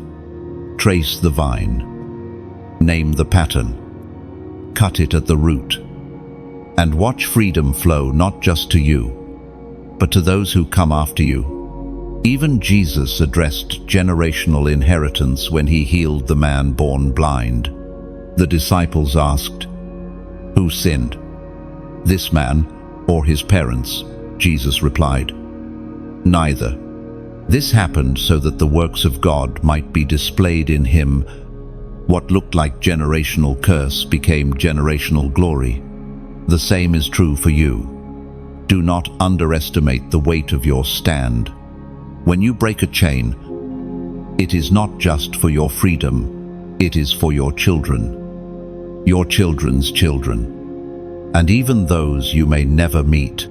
Your courage today becomes their inheritance tomorrow. Yes, the knots are strong. Yes, the patterns are old, but the one in you is older still. The mercy that flows from heaven has been waiting for this moment, for this generation, for you. You may wonder, why me? Why was I the one chosen to face what others avoided? Because heaven saw your strength, even when you doubted it. Because heaven knew you would not run from the rope, you would cut it. Chosen one. Do not despise the battle you fight now. Others before you may not have had the strength to face it, but you do. Others may have surrendered, but you will stand. And when you stand, the ripple will be felt across generations. Picture a stone thrown into a lake. The ripples move outward, touching shores far beyond where the stone landed. Your breakthrough is that stone. The ripples will move through your family, through your bloodline, through generations yet unborn. This is the power of confronting generational knots. What once enslaved becomes the testimony of freedom. What once bound becomes the banner of victory. What once defined your family as broken will define your family as redeemed. Lift your head. Chosen one. You are not carrying your family's failures. You are carrying their hope. You are not the echo of their pain. You are the beginning of their healing. Every prayer you whisper, every truth you declare, every chain you refuse to wear is shaking the rope loose. The knots will not remain forever. The rope is fraying. The strands are loosening. And soon, what seemed impossible will lie at your feet in pieces.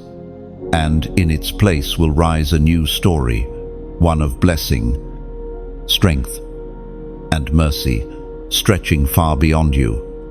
Chosen one. Trust is one of the rarest treasures in life. It is fragile, like glass, clear and beautiful, but easily shattered. When trust is kept, it builds bridges strong enough to carry generations. But when trust is broken, It leaves ruins that take years to rebuild. And this is the test you now face, the test of trust. You have felt its weight before. Someone you loved promised to stand. But when the fire grew hotter, they walked away. Someone you confided in carried your secrets not as sacred, but as weapons. Each fracture left scars, and now you hold your heart cautiously, wondering who, if anyone, can truly be trusted. The scriptures do not ignore this struggle. In the book of Micah, chapter 7, verse 5, it is written, "Do not trust a neighbor. Put no confidence in a friend. Even with the woman who lies in your embrace, guard the words of your lips." Now, at first glance, this sounds harsh, even cynical, but its truth is this: trust without discernment leads to wounds. Trust must be tested, measured, proven. Blind trust is dangerous, but refined trust is powerful. Think of fire testing gold. The flame does not destroy, it reveals. Impurities rise to the surface, and what remains is pure, unshakable. Trust is the same. It is only after testing that it shines unbreakable. There was a chosen one, a woman who longed for loyal friends. Each time someone entered her life, she gave everything: her time, her energy, her heart. Yet betrayal followed her like a shadow. Finally, weary, she prayed, "God, why does trust always break me?" The answer she received was not what she expected. "Because you trusted people with what belongs to me. Place your trust in me first, and I will show you who can carry the rest." From that day forward, her perspective shifted. She no longer gave everything at once. She entrusted people gradually, wisely, under the covering of God's guidance, and slowly, her circle changed. Chosen one. Trust is not meant to be thrown like seeds on rocky ground. It is meant to be planted in fertile soil, tested over time, watered with consistency. Not everyone who enters your life deserves the same access to your heart. And this is not bitterness, it is wisdom. Imagine a castle. Its gates are strong, its walls thick. Not everyone is given the same key. Some may enter the courtyard, but only a few are invited into the throne room. Your life is that castle. Not everyone should sit where the king sits. If you hand the throne room key to a stranger, do not be surprised if they leave destruction behind. The test of trust is not about shutting everyone out. It is about learning who belongs in which place. Some are companions for a season. Some are helpers for a task. But only a few are covenant friends who will stand when storms rise. Even Jesus himself modeled this. He had 12 disciples, but among them, he drew 3 closer: Peter, James, and John. And among those 3, he leaned on one with unique closeness: John, the disciple whom he loved. Was Jesus unkind to the others? No. He simply understood levels of trust. He gave each what they could carry. Chosen one. This is your call too. Do not feel guilty for setting boundaries. Do not feel cold for keeping certain rooms locked. You are not rejecting people. You are stewarding your heart. And stewarding your heart is obedience. For scripture tells us, above all else, guard your heart. For everything you do flows from it. Think of water flowing from a spring. If the source is poisoned, the river downstream is ruined. Your heart is that spring. If you allow untrustworthy hands to poison it, everything that flows from you will be affected. Guarding it is not selfish, it is sacred. The test of trust also reveals something deeper. It forces you to anchor yourself not in people, but in God. Humans, even the best of them, are flawed. They may fail. They may falter. But God is unchanging. His promises are not yes one day and no the next. His word is a rock, not shifting sand. When your trust is first rooted in Him, betrayal from people may sting, but it will not destroy you. Consider Joseph, betrayed by brothers, sold into slavery, falsely accused, forgotten in prison. If his trust had been in people alone, he would have collapsed. But his trust was in God. And because of that, he endured. And when the test ended, he rose higher than those who betrayed him. This is the wisdom you must carry.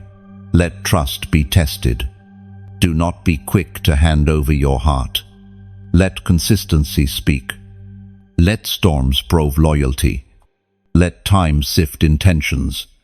And above all, keep your deepest trust anchored in the one who never lies, never falters, never forsakes. Chosen one. The test of trust will not break you. It will refine you. You will learn who is truly for you and who was only near for convenience. You will learn to guard your pearls, to share wisely, to walk with discernment. And when you do, betrayal will no longer surprise you, for you will see it coming, and true loyalty will no longer be rare, for you will recognize it instantly. So lift your heart, even if it feels heavy. The test is not here to wound you further, it is here to teach you wisdom, and once you pass it, you will walk in relationships that strengthen, not drain, that build, not break, that last, not vanish. Chosen one, let the glass of trust be placed back in your hands. This time, you will not hand it recklessly. This time, you will carry it with wisdom. And in time, you will find those who handle it with reverence, as it was always meant to be. Chosen one, destiny is not a straight road. It is a path carved through wilderness, deserts, and valleys. And along the way, you have faced opposition that felt almost unbearable. Yet through every battle, every betrayal, every season of waiting, something within you has remained unbroken. That something is not willpower. It is not mere stubbornness. It is the hand of God, carrying you, shaping you, proving that you are more resilient than you imagined. Do you remember the nights you almost gave up? The tears that stained your pillow, the prayers that felt unanswered, the weight that pressed until you thought you would collapse, yet here you are. That in itself is proof. The darkness tried, but it did not succeed. What was meant to silence you has only made your voice stronger. What was meant to bury you has only planted you deeper, like a seed waiting to bloom. The scriptures declare in the book of Isaiah, chapter 40, verse 31, "But those who hope in the Lord will renew their strength. They will soar on wings like eagles. They will run and not grow weary. They will walk and not be faint." You, chosen one, are the eagle. Others flap desperately, wings tiring quickly, but you rise higher. Why? Because your lift does not come from your strength alone. It comes from the current of God's Spirit beneath you. Every storm that tried to destroy you has instead become wind that carries you higher. There was once a young man who faced betrayal after betrayal. Friends mocked him. Opportunities dissolved. Family doubted him. He felt cursed. But one evening, in his darkest moment, he realized the betrayals were not curses, but chisels. Every wound carved away pride. Every rejection carved away dependence on others. Every loss carved away illusions. When the carving was done, what remained was a vessel strong enough to carry glory. What he thought was destruction was actually preparation. So it is with you. The fire you endured did not consume you, it refined you. The storm you survived did not drown you, it washed you clean. The pit you fell into did not bury you, it became the ground from which you rose. And now, as you step into this moment of exposure, clarity, and rising, I must speak to you heart to heart. This message is not meant only for you. There are others wandering, others wounded, others waiting for a word that tells them their struggle is not in vain. Perhaps they are scrolling even now, wondering if God still sees them. And you, chosen one, could be the one who carries light into their dark. So, if these words have stirred something in you, let them ripple outward. Press like as though you were placing a lantern on your porch in the night.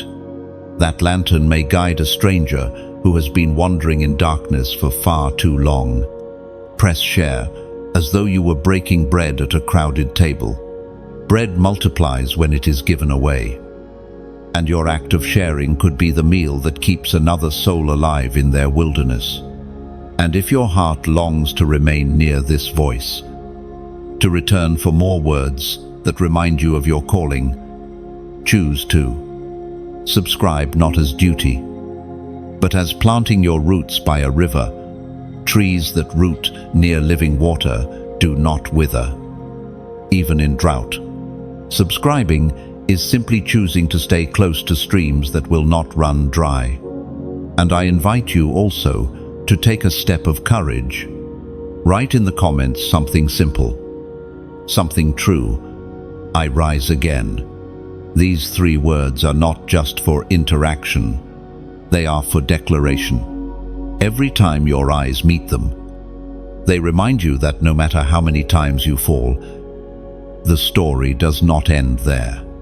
Do not think of these actions as small clicks or keystrokes. See them for what they are, sacred gestures.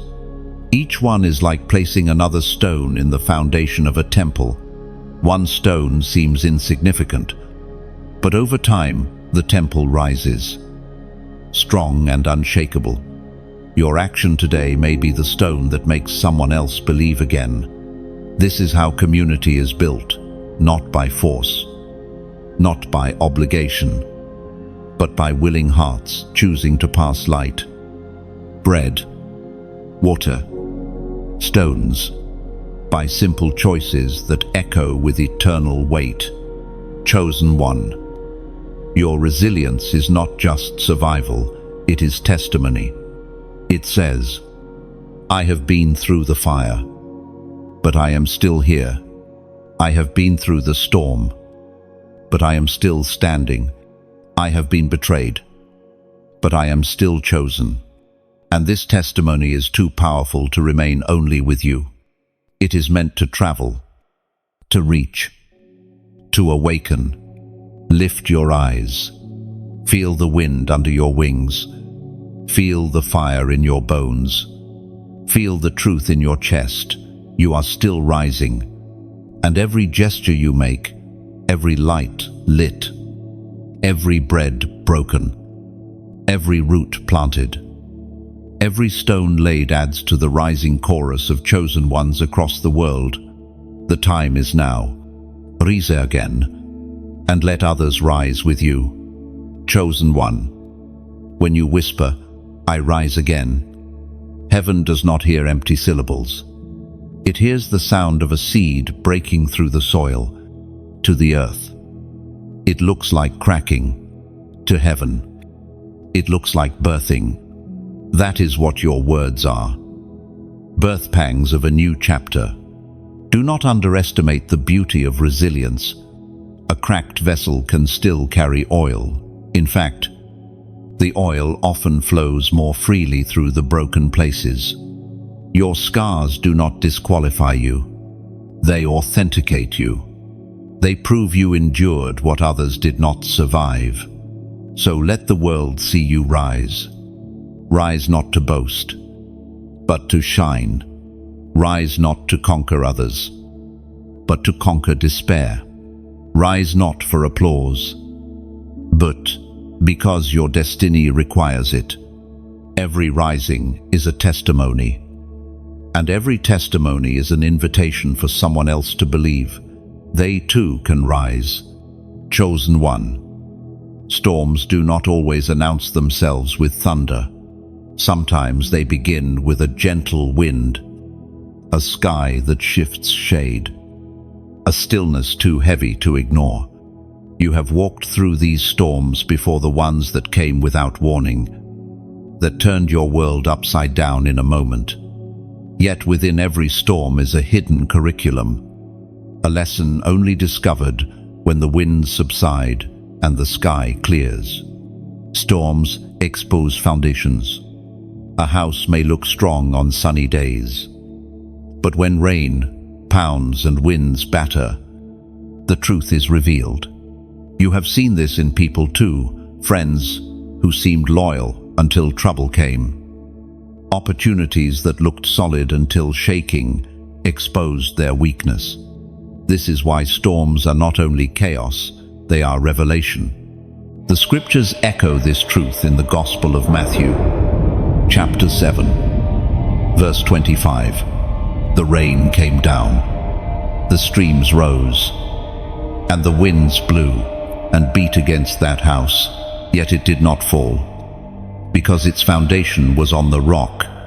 The test of the storm is never about the weather, it is about the foundation. If your life is anchored in fleeting approval, in fragile wealth, in unstable relationships, the storm will show it. But if your life is rooted in God, the winds may howl, but they cannot uproot you. Think of a tree in the forest. When the hurricane rages, some trees snap, others are torn from the ground, but the oak remains. Not because the storm is weaker, but because the roots run deep. You are that oak. You may bend, you may lose leaves, but you will not be uprooted. There was a chosen one, a woman who endured loss after loss in a single year, family gone, job stripped away, home uncertain.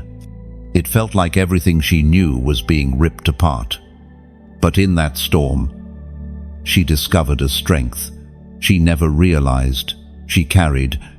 She prayed with words that came from the core of her being, words she never would have found in times of peace. And when the storm passed, she was not the same. She was stronger, steadier, more rooted. Storms are teachers. They strip away illusion. They remind you that what is eternal cannot be shaken. You may lose possessions, positions, people, but you will not lose purpose. The storm cannot touch what heaven has sealed. Imagine a sailor at sea. Calm waters never train him for survival, but a storm teaches him to navigate, to read the sky, to trust his compass. In the same way, storms train you. They sharpen your discernment, strengthen your endurance, deepen your trust. Chosen one. You have questioned before, why me? Why these storms again and again? But storms do not come to the idle. They come to those with destiny. The enemy does not waste energy battering empty vessels. He hurls waves at ships carrying treasure. Your storm is proof of your cargo. The hidden curriculum of storms is also about clarity. When the rain falls and the winds roar, distractions are stripped away. Suddenly, what truly matters stands out. You realize which relationships are real, which dreams are worth fighting for, which habits are destroying you. The noise of life is silenced by the roar of the storm, and in that silence, clarity emerges. Even Jesus' disciples faced this lesson. When the storm raged on the Sea of Galilee, they panicked, forgetting the one who slept in the boat. But when he spoke, the winds obeyed. That storm taught them more about his authority than any calm day could. Without the storm, they would have never grasped his power over wind and wave.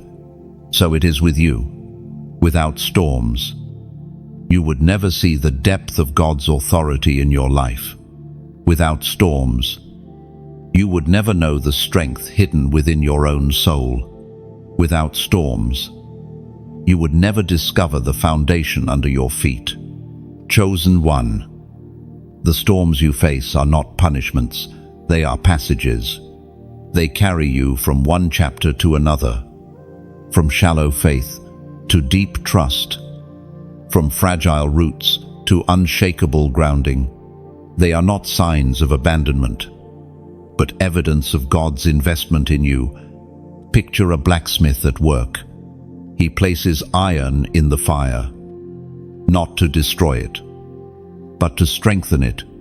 He hammers it, not to weaken it, but to shape it. The heat feels unbearable. The blows feel harsh. But when the process ends, the iron is unbreakable. That is the curriculum of storms. Yes, storms terrify. Yes, they hurt. But they also teach. They teach endurance. They teach wisdom. They teach worship in the middle of chaos. And most of all, they teach you that you are not alone in the boat. Do not despise the storm you are in. See it as a classroom, a teacher, a refining fire. Ask, what is this storm revealing? What is it teaching? What is it shaping? And you will find that even the fiercest winds carry wisdom. Chosen one. Storms do not last forever. Skies clear, waters calm, sun rises.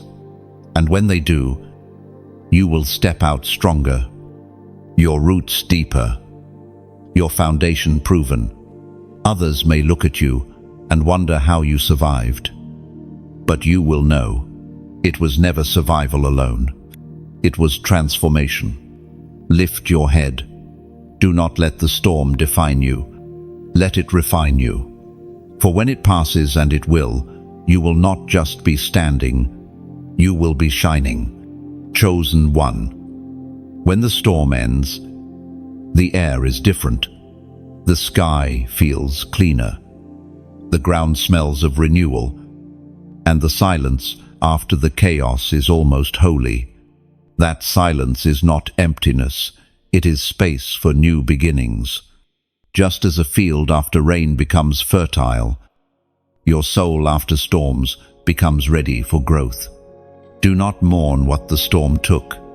Celebrate what it left. Stronger faith, clear vision, deeper roots.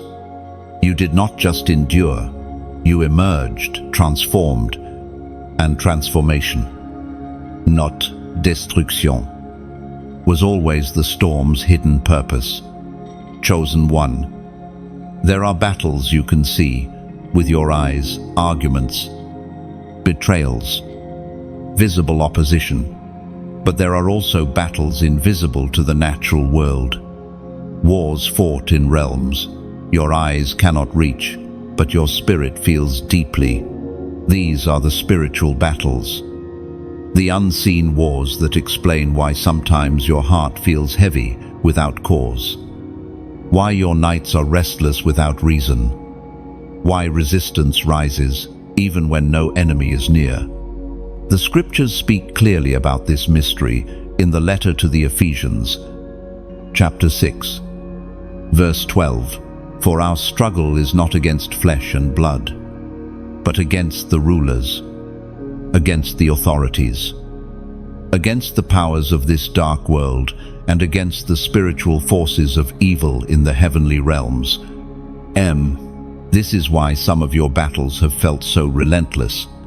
You tried to resolve them with logic, but logic could not touch them. You tried to fix them with effort, but effort only exhausted you. Because the struggle was never physical, it was spiritual. Imagine a chessboard. To the untrained eye, each move looks random, but to the player, every movement is strategy. In the same way, the battles you face are part of strategies unfolding in the unseen. The enemy moves to trap you, but heaven moves to free you. What seems chaotic is actually contested territory. There was once a chosen one who could not understand why, every time she prayed for breakthrough, sudden obstacles appeared. Whenever she fasted, new conflicts arose. Whenever she drew closer to God, attacks multiplied. At first, she thought she was failing, but then she realized the attacks were proof of impact. The invisible realm was responding to her faith. The resistance was not punishment, it was evidence of power. Chosen one. Understand this. Light attracts resistance. The brighter you shine, the more darkness scrambles to extinguish it. But darkness cannot comprehend light, let alone overcome it.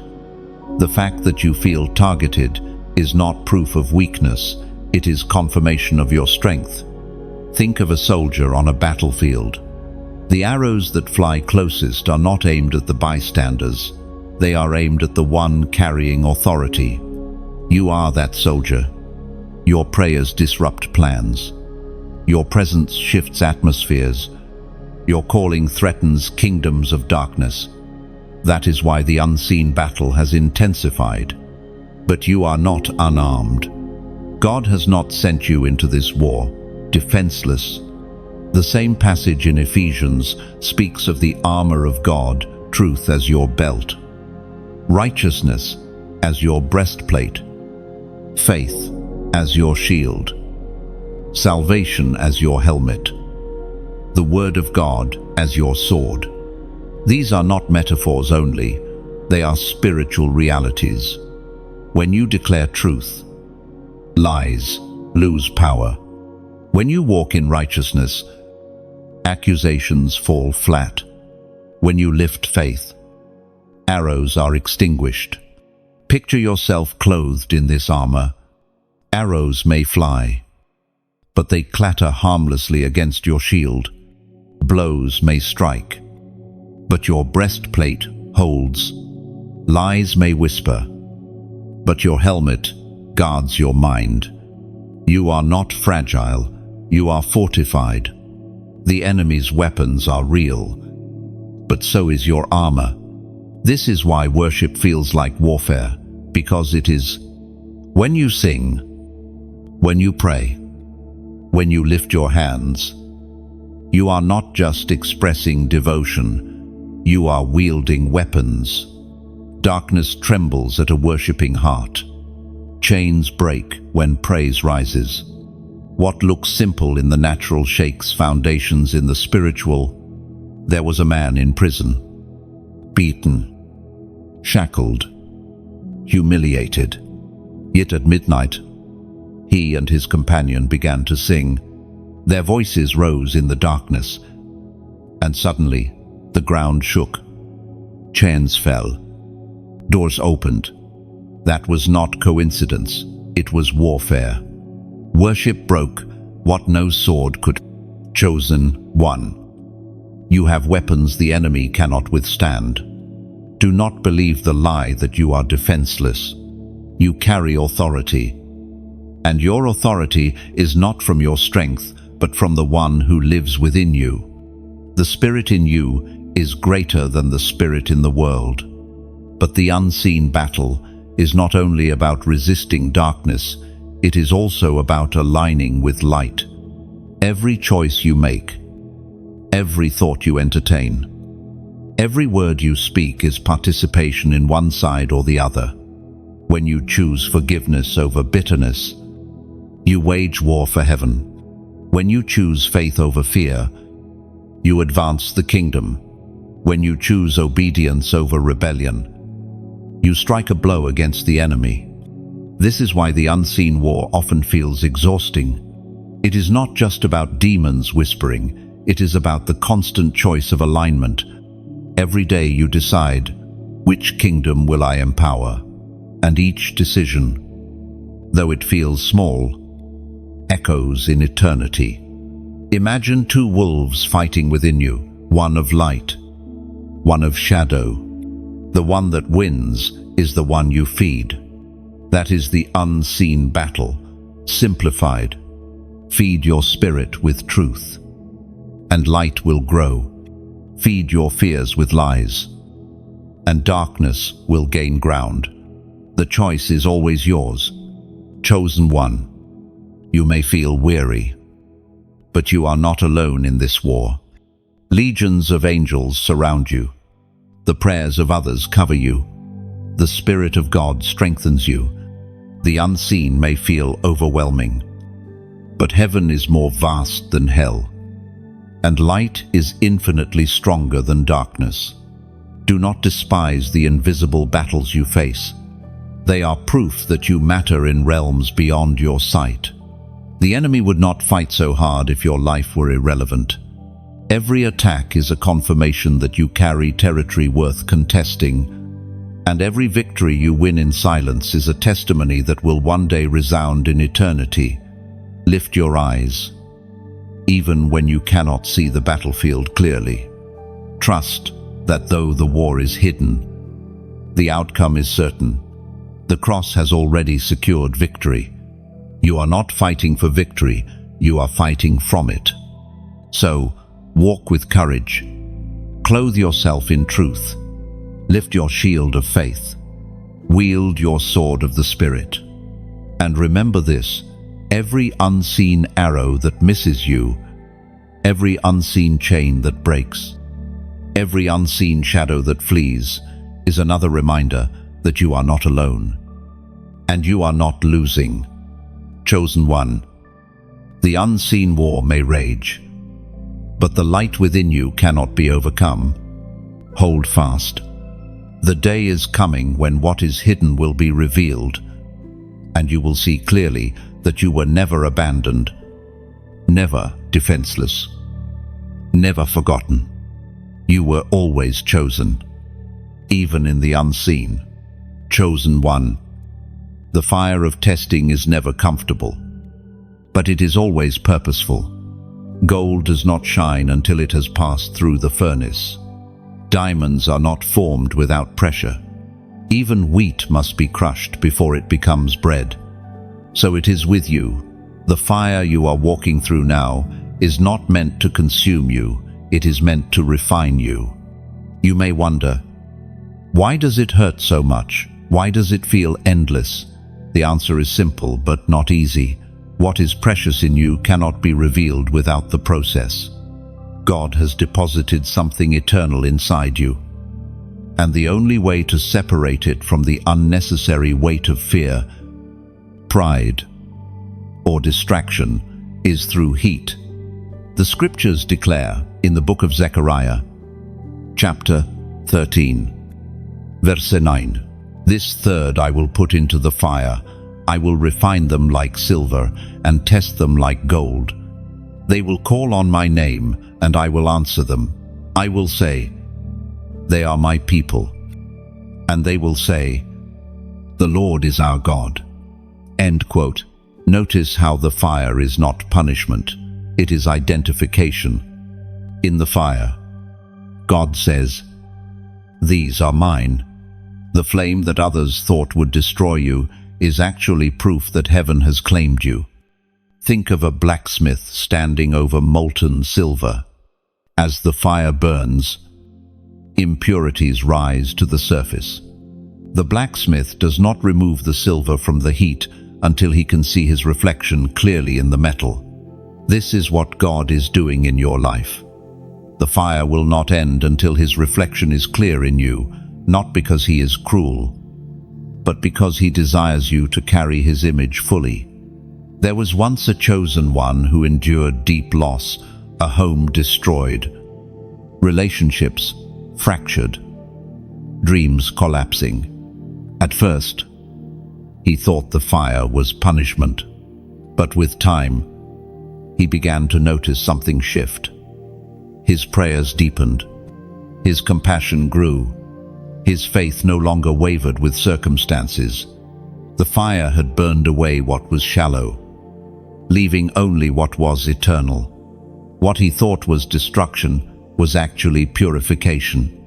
Chosen one, your fire has the same purpose. It is not the end of you, it is the making of you. Imagine clay placed in a kiln at room temperature. It looks fragile, soft, and easily broken. But after the fire, it emerges strong, able to hold water, able to endure. You are that vessel. Without fire, you remain fragile. With fire, you become unshakable. But here is a mystery. Fire also attracts attention. Just as Moses turned aside to see the bush that burned but was not consumed, people will turn aside to see you. They will look and wonder, how are they still standing? How are they not consumed? And in your survival, they will see God's presence. Do not fear the fire. Chosen one, embrace its purpose. Each flame is burning away what you no longer need. Each spark is preparing you for greater glory. And now, I invite you to make a prophetic act. Write the number 777 inches, the comments. Why 777? Because it represents divine completion, spiritual perfection, and heavenly alignment.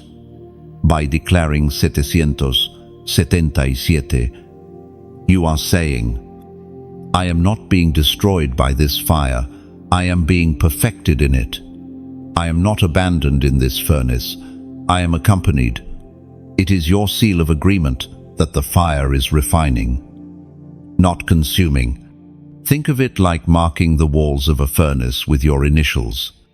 You are leaving a testimony that says, yes, I passed through here.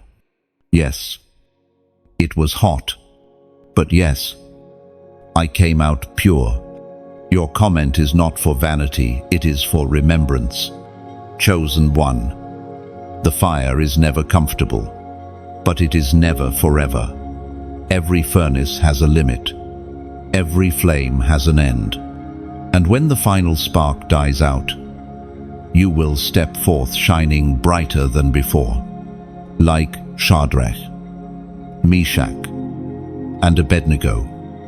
You will walk out without even the smell of smoke on your clothes. Those who doubted you will see you preserved. Those who plotted against you will see you elevated. And you will see yourself not as a victim of fire, but as a testimony of glory. So hold steady. Do not run from the furnace. Do not fear the heat. Know that every flame is working for your good. Every spark is shaping your future. Every wave of heat is proving your endurance. When this season ends, you will look back and understand the fire was not to break you, but to brand you as chosen. Lift your eyes. Chosen one. The fire may burn now, but soon it will fade. And when it does, your reflection will shine clearer. your strength will stand firmer, and your testimony will echo louder. You are not being consumed. You are being refined, chosen one. When I say you are being refined, I mean that the fire is separating the false from the true, the temporary from the eternal. Fear cannot survive the furnace, but faith can. Pride crumbles in the flame, but humility shines brighter. Distractions are burned away. But devotion émerge pure. The very heat that feels unbearable is the tool that distinguishes what belongs in your destiny and what must remain in the ashes. Think of gold miners. They do not rejoice when they first find ore. The treasure is still hidden inside dirt and stone. Only when the fire burns away what is worthless does the treasure gleam. That is why your current struggle is not meaningless. It is the stage between the dirt and the gold. Stay steady, because soon what is most precious in you will be undeniable. Chosen one. Every heart carries questions that linger in the quiet.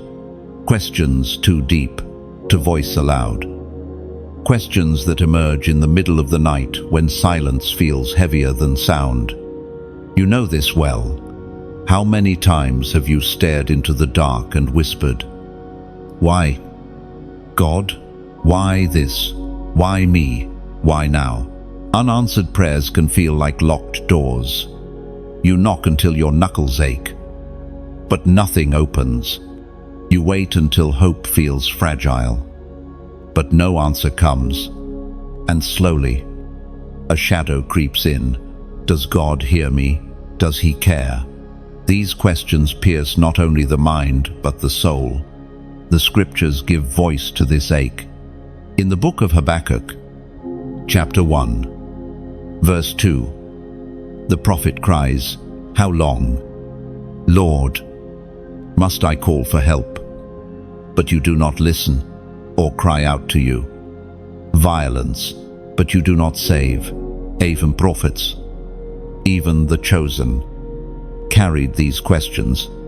Their cries echo through history because silence is not unique to you.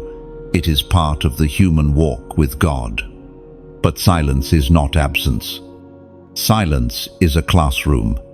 Just as a teacher remains quiet during a test, God often seems still during seasons when your faith is being stretched. His silence is not rejection, but refinement. It teaches you to seek, to wait, to trust without visible proof. There was once a chosen one who prayed for healing over a loved one for years. Every day she believed. Every night she pleaded. Yet the illness lingered. At times she wanted to quit praying, convinced her words were wasted. But slowly she noticed, though the illness remained, her own heart was changing. She became more patient, more compassionate, more steadfast. The unanswered prayer did not break her, it built her. Chosen one. Unanswered prayers are not wasted. Every word you whisper, every tear you shed, every sigh you release is stored in heaven. Scripture describes them as incense rising before God's throne, a fragrance not forgotten. If incense lingers in a room long after it is lit, how much more do your prayers linger in eternity? Imagine planting seeds in dry ground. For weeks, nothing appears. You water, you wait, and still the soil looks barren. But beneath the surface, roots are forming. Life is stirring where eyes cannot see. One day, suddenly, a green shoot breaks through. The delay was not death, it was preparation. So it is with your prayers. Sometimes God delays because the soil of your life is not ready for the harvest. Sometimes He delays because the answer would harm you more than help you if it came too soon. Sometimes he delays because the story he is weaving requires timing beyond your understanding. Delay is not denial. Delay is alignment. Think of Joseph in prison. Years passed. Prayers rose. Silence remained. Yet when the answer finally came, it was not a partial release, but a complete elevation from prisoner to ruler. If Joseph had been freed earlier, he would have missed the greater purpose. God's silence was not neglect, it was orchestration. This is the mystery of unanswered prayers. They often prepare the stage for answers bigger than you asked for. You prayed for relief. God prepares redemption. You asked for an open door. God prepares a palace. You begged for survival. God prepares abundance. His silence is often the space where greater stories are born. Yet, I must be honest, silence still hurts. Waiting still aches. Faith in the dark still feels lonely. And God does not dismiss this pain. In fact, He honors it. Every groan, every question, every tear is sacred to Him. David wrote, "You keep track of all my sorrows. You have collected all my tears in your bottle. Nothing is wasted, not even your weeping. Chosen one." Unanswered prayers are also invitations. Invitations to deeper intimacy, to conversations beyond requests. When answers are delayed, you are invited to shift from asking to abiding, from demanding to dwelling. Instead of only saying, "God, do this," you begin to whisper, "God, stay with me." And that whisper changes everything. There was another chosen one, a man who waited for breakthrough in his career. Years of rejection hardened his heart until he prayed less and less. One day, in his silence, he realized his real longing was not for success, but for God Himself. When he shifted from seeking answers to seeking presence, peace flooded him. The answer eventually came, but by then, it was no longer the center God was.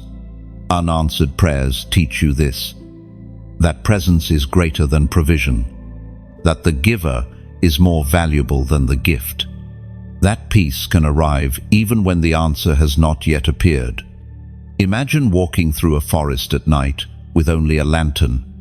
You cannot see the whole path, only the next few steps. But with each step, the light moves forward. Prayer in silence is like that lantern. Answers may not flood the whole forest, but God gives you enough light for the next step. Chosen one. Perhaps you are still in the waiting. Perhaps your prayer feels unanswered. Your hope stretched thin. Hear this. Silence is not abandonment. Heaven has not turned its back. Answers are forming even now in ways you cannot yet perceive. Do not stop praying. Do not stop hoping. Do not stop trusting. Your words are not lost in the wind. They are etched into eternity. And one day, whether in this life or the next, you will see the harvest of every whispered seed. Lift your heart, even in the silence. For silence is not the end, it is the soil of transformation. And when the time comes, you will understand. Unanswered prayers were never wasted. They were the very ground upon which your deepest strength was built. Chosen one. The journey you are walking is not light. It is not a paved highway with easy signs and smooth turns. It is more like a mountain path, steep, winding, at times shrouded in mist. You stumble. You climb. You question whether the summit even exists. Yet every step forward, no matter how small, is proof of your resilience. You may feel unseen as you walk. The world hurries by, caught in its own noise. and your silent endurance goes unnoticed. But heaven says, every step, every sigh, every tear that falls onto the stones of this path is recorded. You are not walking in vain. The scriptures assure us in the book of Galatians, chapter 6, verse 9, "Let us not become weary in doing good, for at the proper time we will reap a harvest if we do not give up." Oh, a harvest is coming. The climb may be steep, but the summit holds more than you can imagine. Imagine carrying a lantern in the dark. At first, the glow feels small, almost insignificant against the vast shadows. But with each step, the light spreads, guiding your feet. And before long, the path behind you glimmers too. That is your endurance. It may feel small, but it is lighting the way, not just for you, but for others who walk behind. There was a chosen one who felt her journey was meaningless. Every prayer seemed unanswered, every effort unseen. But one day, someone approached her and said, "I kept going because I watched you keep going." Suddenly, she realized her endurance had been a silent sermon. Her pain had been someone else's inspiration, and that is true of you too.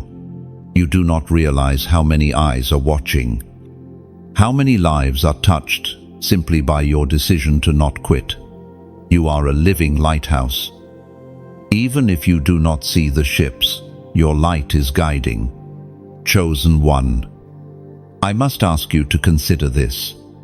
Your story is not just your own. It is part of a larger chorus, a collection of voices and testimonies that reach further when joined together. And this is why I gently invite you, if these words resonate, let them ripple outward. Press like as though you are planting a flag at the top of the hill you have climbed so far. That flag is not for boasting, it is for signaling to others. The climb is possible. Do not give up. End of chapter. Press share as though you are passing a torch in a relay race. You may not finish their race, but your torch can give them enough light to keep running.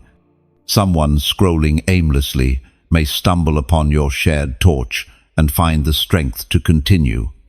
And if you long to remain connected to this well of words, choose to subscribe not as a duty, but as anchoring your boat near a safe harbor.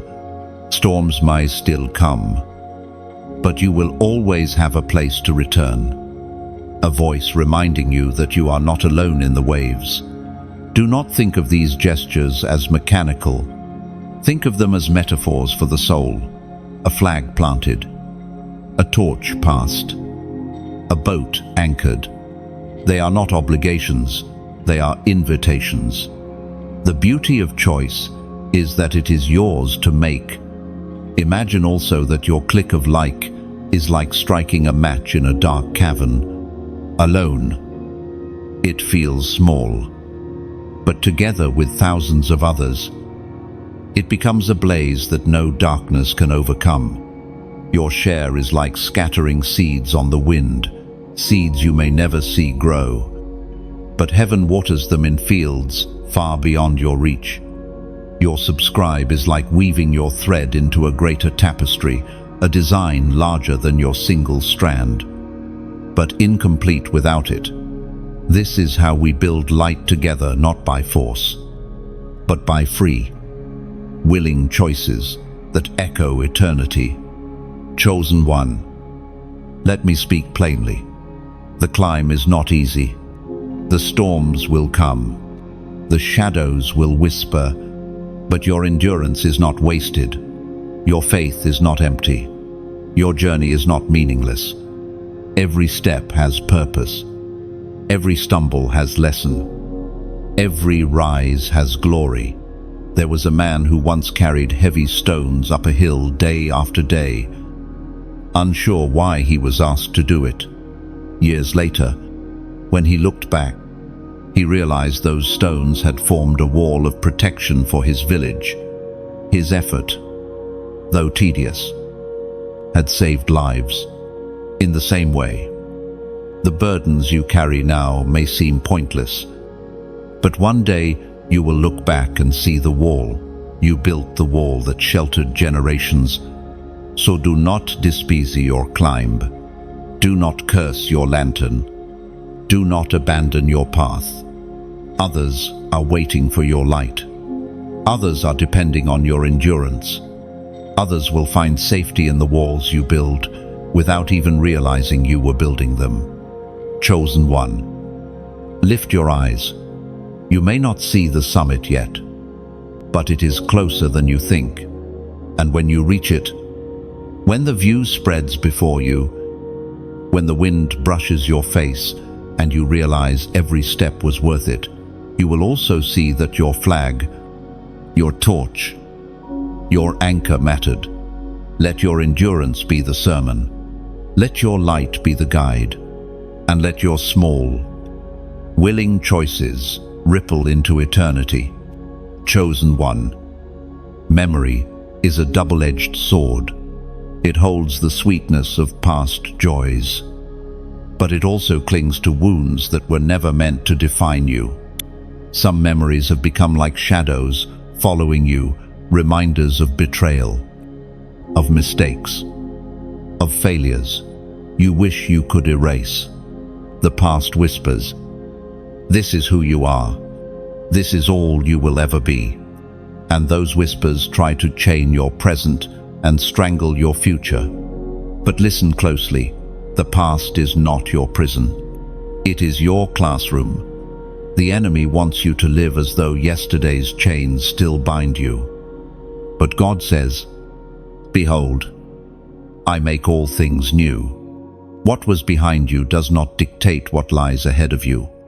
The scriptures give us this truth in the book of Isaiah, chapter 43, verse 18 and 19. Forget the former things, do not dwell on the past. See, I am doing a new thing, now it springs up. Do you not perceive it? I am making a way in the wilderness and streams in the wasteland. Your past may be wilderness, but your future holds rivers. Your past may be wasteland, but your present is the soil where streams are beginning to flow. Think of a snake shedding its skin. The old layer dries and cracks, but underneath, a new shine is waiting. If the snake refuses to shed, it cannot grow. In the same way, clinging to the past suffocates your growth. The shedding is uncomfortable, even painful but necessary. You are not meant to stay wrapped in yesterday's skin.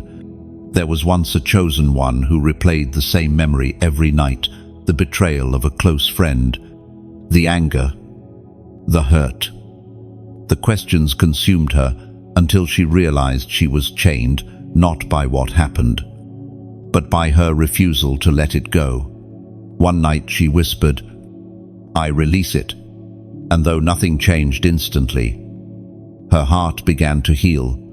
The chains, she thought, were welded to her soul, loosened, strand by strand, until she could breathe freely again.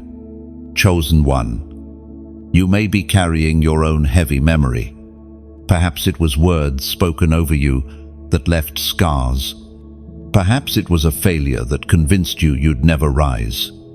Perhaps it was abandonment that made you believe you are unworthy of love. These are not truths, they are echoes. And echoes fade when you stop repeating them. Imagine walking with a backpack filled with stones. Each stone represents regret, shame, guilt. The weight slows you, weakens you, keeps you from climbing higher. Yet when you finally open the bag and let the stones tumble out, you realize how much lighter you were always meant to be. That is the power of release. But release is not denial. It does not mean pretending it never happened. It means acknowledging the wound, then refusing to let it dictate your identity. It means saying, yes, it happened, but no, it does not own me.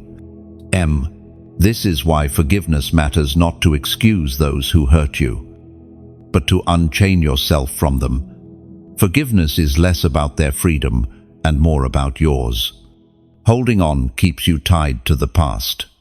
Letting go allows you to step into the future. Even the Apostle Paul, who carried memories of persecuting the church, declared in Philippians chapter 3, verse 13, "Forgetting what is behind and straining toward what is ahead, I press on toward the goal." If Paul, with all his past weight, could run forward, so can you. Chosen one. Today, you are being called to make a declaration, not just with your lips, but with your heart. Write in the comments, "Past loses grip."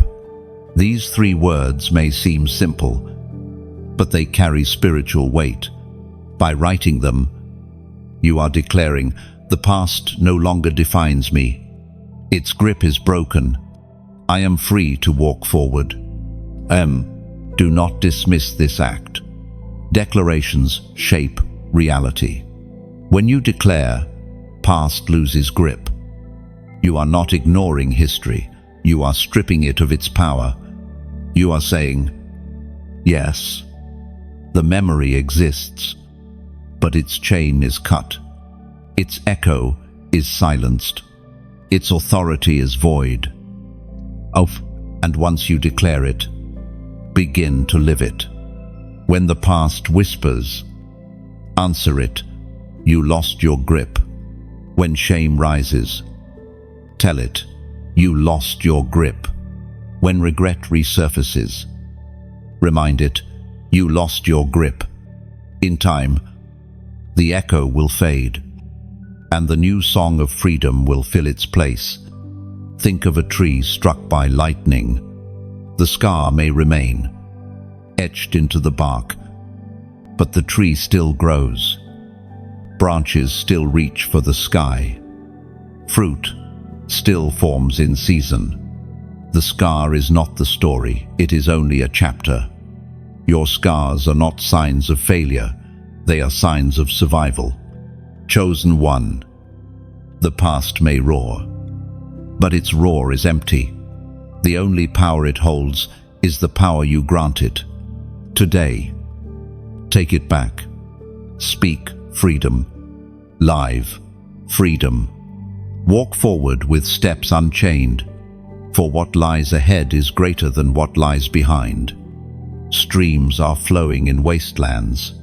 Roads are forming in wilderness. And you are stepping into the new. Chosen one. Let us make this plain. When you say, "Past loses grip," you are not erasing memory, you are erasing mastery. The past may remain as a scar, but scars do not control movement. They simply remind you of where you have been healed. That is the shift you are stepping into, from memory as bondage to memory as testimony. Consider a bird once kept in a cage. Even after the door is opened, it hesitates to fly, still believing the bars exist. That is what the past does. It convinces you the cage is permanent. But your declaration is the moment you spread your wings. The door has always been open. Now you realize it. And every time you rise above the whispers, you are training your spirit to walk in freedom. Every time you refuse to replay old shame, you are strengthening new pathways of truth. Slowly but surely, your heart learns. The grip is broken. Chosen one. The past may still knock, but it no longer owns the keys. You hold them now, and with those keys, you unlock tomorrow. Chosen one. Patience is not merely waiting, it is how you wait. Anyone can count hours, But few can keep hope alive in the silence between promise and fulfillment. This is why the waiting season feels like a furnace to your soul. It is not the absence of movement, it is the shaping of endurance, trust, and character. The scriptures speak directly into this in the book of Hebrews, chapter 10, verse 36. You need to persevere so that when you have done the will of God, you will receive what He has promised. Notice that perseverance is the bridge between obedience and fulfillment. Without it, promises remain distant. With it, promises eventually manifest. Think of a farmer who plants seed in spring. He waters, he tends, he clears weeds. But for weeks the soil looks unchanged. If he judged the harvest by the silence of the ground, he would give up too soon. But beneath the soil, roots are forming. Life is stirring.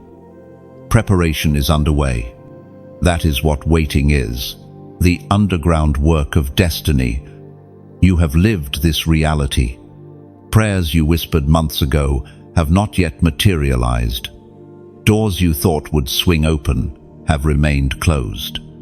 Dreams you carried feel delayed, deferred, almost forgotten. And yet, deep within, you sense something is happening, just not visible yet. That inner tension, that silent knowing, is proof that your waiting is not wasted. There was once a chosen one who longed for breakthrough in family restoration. For years, she prayed, but arguments only grew. At times, she thought heaven was deaf to her pleas. Yet, in the hidden, hearts were softening. Wounds were being addressed. Timing was aligning. And one day, without warning, reconciliation came like rain after drought. She realized the delay was not denial, it was preparation. Chosen one. This is the essence of waiting seasons. Heaven's timing is different from human timing. We measure by clocks and calendars. Heaven measures by readiness.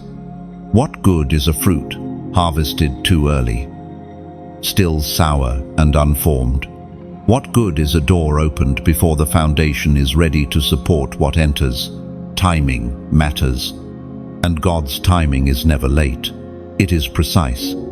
Patience is not passivity. It does not mean doing nothing. It means doing what you can in faith, while trusting God with what you cannot. It means preparing, pruning, positioning. Even when no result is visible, waiting is active faith, not idle stagnation. Imagine an archer drawing back his bow. The arrow pauses, pulled taut, as if motionless. Yet that tension is the very power that will send it flying further than if it had been released too soon. Your waiting is that pullback. The tighter it feels, the further you will go when the release comes. Even Jesus walked through waiting seasons. Before his public ministry began, he spent 30 hidden years in obscurity, 30 years of preparation for 3 years of impact. Heaven was not wasting those decades. It was shaping character, grounding identity, building strength. When the time came, he was ready. Without the waiting, the mission could not have endured. So, too, your hidden years are holy. The quiet, the silence, the delay, they are sacred shaping grounds. Do not despise them. They are evidence that something weighty is being prepared. Patience also teaches surrender. It strips away the illusion of control.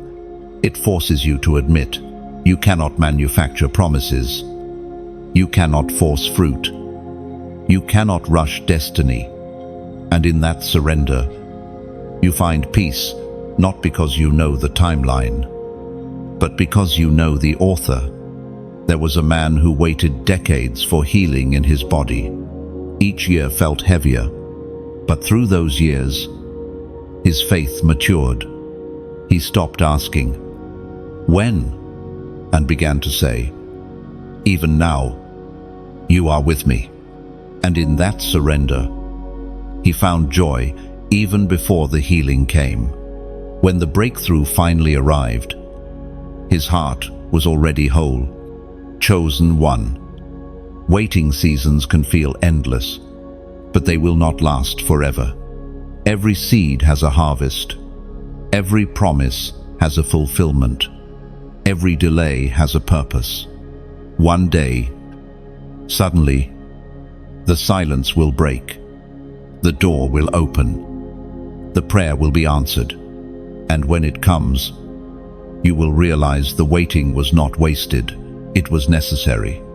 Think of a potter shaping clay. He spins the wheel slowly, pressing here, pulling there, to the clay. It feels endless, but every pause, every delay, every moment of stillness is purposeful. The potter knows what he is forming, even when the clay does not. So it is with God and your waiting. Chosen one. Patience is not weakness, it is strength under restraint. It is trust that holds steady, even when eyes see nothing. It is faith that whispers, "He is still working," even in silence. So breathe. Stop measuring your worth by speed, your progress by immediacy, your destiny by delay. The waiting is not punishment. It is preparation. And when the moment comes, when the fruit ripens, when the arrow flies, you will understand. Lift your heart, even in the silence, for silence is the soil of miracles, and waiting is the womb of destiny. Chosen one. Think of waiting as the dawn. Before the sun rises, the sky grows darker, the air colder. Yet in that very darkness, light is preparing to break. You cannot rush the sun, but you can trust it will come. So it is with your promises, no matter how long the night feels. The morning is certain. This means your task is not to control the horizon, but to posture your heart, just as farmers prepare soil before rain. You prepare your spirit before breakthrough. Worship in the silence. Pray in the stillness. Build faith when nothing seems to move. These are not wasted acts. They are prophetic preparation. For when the fulfillment comes, it will not trickle slowly. It will burst forth like rain on parched ground, like sunlight flooding a valley. And in that moment, you will say, "The waiting was worth it. The silence was holy. The promise was true." End quote. Chosen one. Wisdom is not simply knowledge. Knowledge can be collected in books, stored in memory, displayed in clever speech. But wisdom, true wisdom, is lived, tested, and proven. It comes not only from what you have learned, but from what you have endured. It is forged in the furnace of mistakes, polished by seasons of reflection, and sanctified by the Spirit of God, who whispers in stillness. The Scriptures distinguish this clearly in the book of James, chapter 3, verse 17. But the wisdom that comes from heaven is first of all pure, then peace, loving, considerate, submissive, full of mercy and good fruit, impartial and sincere. No, do you see? Heavenly wisdom is not about sounding smart. It is about carrying purity, peace, mercy, and sincerity. It is about decisions that align with eternity, not just with convenience. You have already encountered the difference. There were moments when logic said one thing, but your spirit knew another. Times when the advice of others sounded clever but left you restless, while a quiet whisper from within filled you with peace. That whisper, that alignment, is the mark of heavenly wisdom. Think of a lighthouse by the sea. Knowledge is like a map. It shows where the rocks might be. But wisdom is the beam of the lighthouse. It shines in real time, cutting through fog, guiding safe. You may not see the whole coastline, but wisdom ensures you avoid disaster.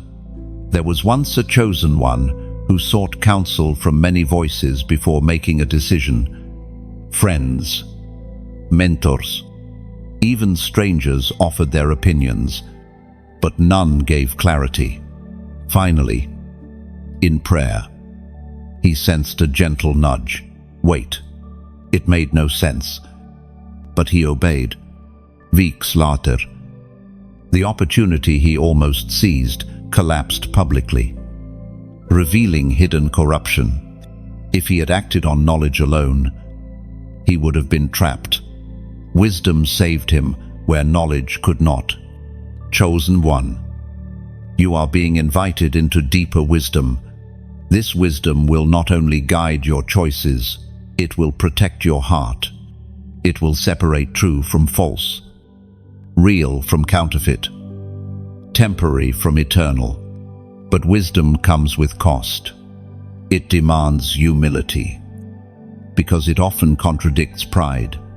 It demands patience, because it seldom rushes. It demands surrender, because it does not flatter your desires, but aligns you with God's will. Imagine a sculptor chiseling marble. Knowledge might tell you what the finished statue should look like, but wisdom is the chisel itself, removing what does not belong. It is not glamorous, it is painstaking. Yet without the chisel, the masterpiece never emerges. Even Solomon, renowned for wisdom, confessed that it was a gift from God, not a product of his own brilliance. When offered anything he desired, he asked not for riches or power, but for wisdom to govern well. And Scripture says God was pleased. Wisdom, then, is not only about navigating your own path, but about blessing those your life touches. You may think your decisions affect only you, but every choice ripples outward to family, to friends, to generations. This is why wisdom matters. It ensures your ripples bring life, not destruction. Chosen one. There is also a counterfeit wisdom the world offers. It sounds persuasive. It flatters pride. It promises shortcuts, but its fruit is unrest, division, emptiness.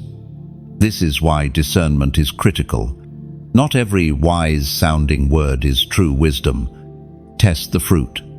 Does it bring peace or chaos, humility or arrogance, mercy or manipulation? Heavenly wisdom always bears good fruit. Picture a tree. Knowledge is like its leaves, visible, many, easily shaken by wind, but wisdom is its roots, hidden, steady, drawing from deep waters. Leaves change with seasons, but roots sustain life. This is the difference between fleeting cleverness and enduring wisdom. There was a woman who faced a difficult relationship. Knowledge told her to retaliate, to prove her worth. Friends encouraged her to cut ties harshly, but wisdom whispered, respond with quiet strength, set boundaries, but do not harden your heart. It was not the easy path, but it bore fruit. Years later, the relationship was restored, not because she won an argument, but because she chose the higher road. Chosen one. Wisdom often looks weak to the world. It chooses peace over pride, patience over impulse, surrender over control. Yet in the long run, wisdom builds foundations that storms cannot shake. Do not despise the process of gaining wisdom. It often comes through failure. The mistake you regret may actually be the soil where wisdom grows. The pain you endured may be the furnace that purified your discernment. Every misstep you confess becomes a lesson that shapes you. And remember, wisdom is not hoarded, it is shared. A candle does not lose its flame by lighting another. The wisdom you carry can illuminate someone else's path. Sometimes your quiet word, your gentle guidance, your lived example becomes the lighthouse for another, chosen one lost in fog. But never forget, the ultimate source of wisdom is God Himself. His word is a reservoir, His Spirit a guide. When you lean on Him, you drink from a well that never runs dry. And unlike worldly wisdom, His counsel is never tainted by pride or agenda. It is always pure, always peace-filled, always leading to life. So, chosen one, treasure wisdom above wealth. Seek it more earnestly than success. Welcome it, even when it comes through pain. For wisdom will be your compass in wilderness, your anchor in storm, your shield in battle. Lift your eyes. The fog around you will not last forever.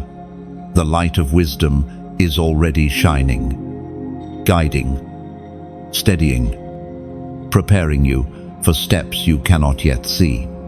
Trust it, follow it, and you will discover that every twist of the path, every delay, every pruning was forming not just a survivor, but a soul wise enough to lead others home. Chosen one.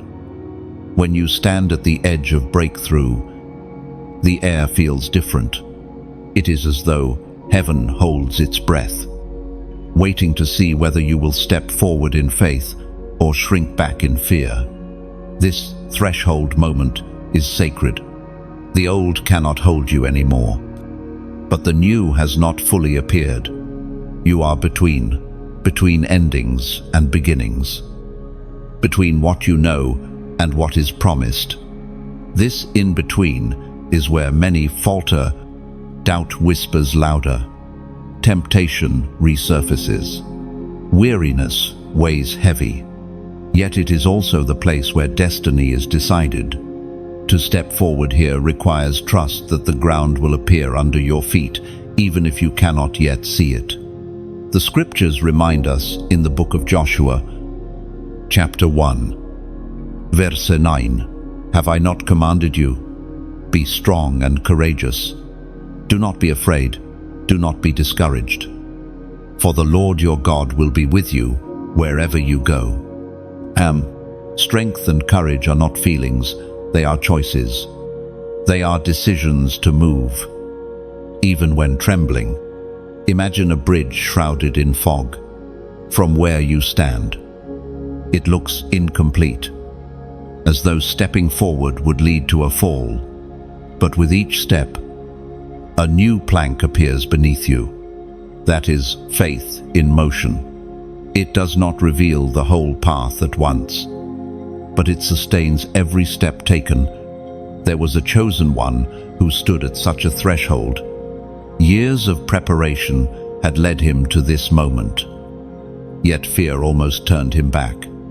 He prayed for a sign, and in silence he sensed, "The sign will appear as you walk." Trembling, he stepped forward, and each step unveiled the path. Looking back years later, he realized the risk he almost avoided was the very door to his destiny. Chosen one. You too stand on the edge. The battles you endured were not random. They brought you here. The waiting you suffered was not wasted. It prepared you for this. The clarity you gained was not coincidence. It equipped you for now. But stepping forward requires more than courage. It requires declaration. The atmosphere around you shifts when your spirit speaks. That is why I invite you to write the number 444 inches, the comments. Why 444? Because it symbolizes stability, divine order, and the establishment of foundation. By declaring 444, you are saying, I am stepping forward. I am aligning with divine order. I am ready for the foundation of the new chapter. Endo 1. This number is not superstition. It is a prophetic act. It is as though you are planting a marker in the ground, claiming this threshold as holy. When doubt tries to pull you back, you will remember, I already declared 444. I already chose courage over fear. Now, think of it as placing a stone at the river's edge. Like Joshua commanded the tribes of Israel after crossing the Jordan, the stone was not just for them, it was for generations to look back and remember, here is where we crossed. Here is where God made a way. Your declaration is that stone. Chosen one. Thresholds are not easy. They are narrow. They are pressurized. They test everything you have learned. But they also carry the promise of new territory. Once you step through, you will not return the same. Imagine a butterfly at the edge of its cocoon. The cocoon feels safe, familiar, but it also suffocates. The struggle to break free feels exhausting, even impossible. Yet if the butterfly refuses, it will never fly. The threshold is the place of struggle, but also of release. So it is with you. Even Jesus faced thresholds before the cross. He prayed in Gethsemane, sweat like drops of blood falling as he wrestled with the weight of what was ahead. He stood between life and death, between surrender and escape. And in that threshold moment, he said, "Not my will, but yours be done." That choice changed eternity. Your threshold may not look the same, but it carries weight too. Your yes may change the trajectory of your family, your community, your future generations. That is why the resistance is so strong. It is not just about you. But remember, the threshold is not forever. It is a passage, not a destination. Once crossed, it opens into wide spaces. The battle you feel now is proof of the breakthrough waiting on the other side. Chosen one. Do not shrink back. Do not let fear freeze you. Declare your alignment. Step forward in courage. Plant your stone, and know that heaven walks with you into the new. This is your threshold. This is your moment. This is where the old ends, and the new begins. Chosen one. When you step across a threshold, you will notice the atmosphere shift. It is like walking from a narrow hallway into a wide field. The air feels lighter, the view broader, the silence filled with possibility. That shift is not imagined, it is spiritual. Every threshold crossed breaks chains that once bound you and opens doors that once resisted you. Do not be surprised if the threshold feels heavier just before the breakthrough. Pressure always peaks before release. Think of the moment before dawn, the darkest part of night, or the final push of labor, the most painful moment before birth. Thresholds carry the same rhythm, greatest resistance, then greatest release. Your declaration of 444 is more than numbers typed. It is a line drawn in the sand. It tells the unseen realm, I will not retreat. I claim stability. I walk in order. I step into foundation. Every time you repeat it, you reinforce your stance. And soon, the threshold that once felt like an impassable wall will reveal itself as a doorway. What you thought was blocking you was actually waiting for your courage to turn the handle. And when it opens, you will understand why the resistance was so strong, because the promise on the other side is so great. Chosen one. The edge you stand on is not the end. It is the beginning. Step forward. The foundation is already waiting for your feet. Chosen one. Every story has a voice, and your story is not meant to stay locked inside you. The battles you have fought, the tears you have cried, the victories you have seen, they are not only for your memory, they are meant to echo outward, to inspire, to heal, to guide others who are still walking through valleys you already crossed. But here is the challenge. Many keep their light hidden, thinking it too small to matter. They believe their voice insignificant, their testimony ordinary. Yet even a single candle dispels darkness in a vast room. Even a whisper of truth can outlast shouts of lies. What feels small to you may be everything to someone else.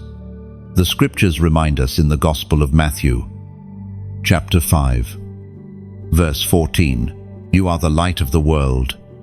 A town built on a hill cannot be hidden." Although, chosen one, you were never meant to stay hidden.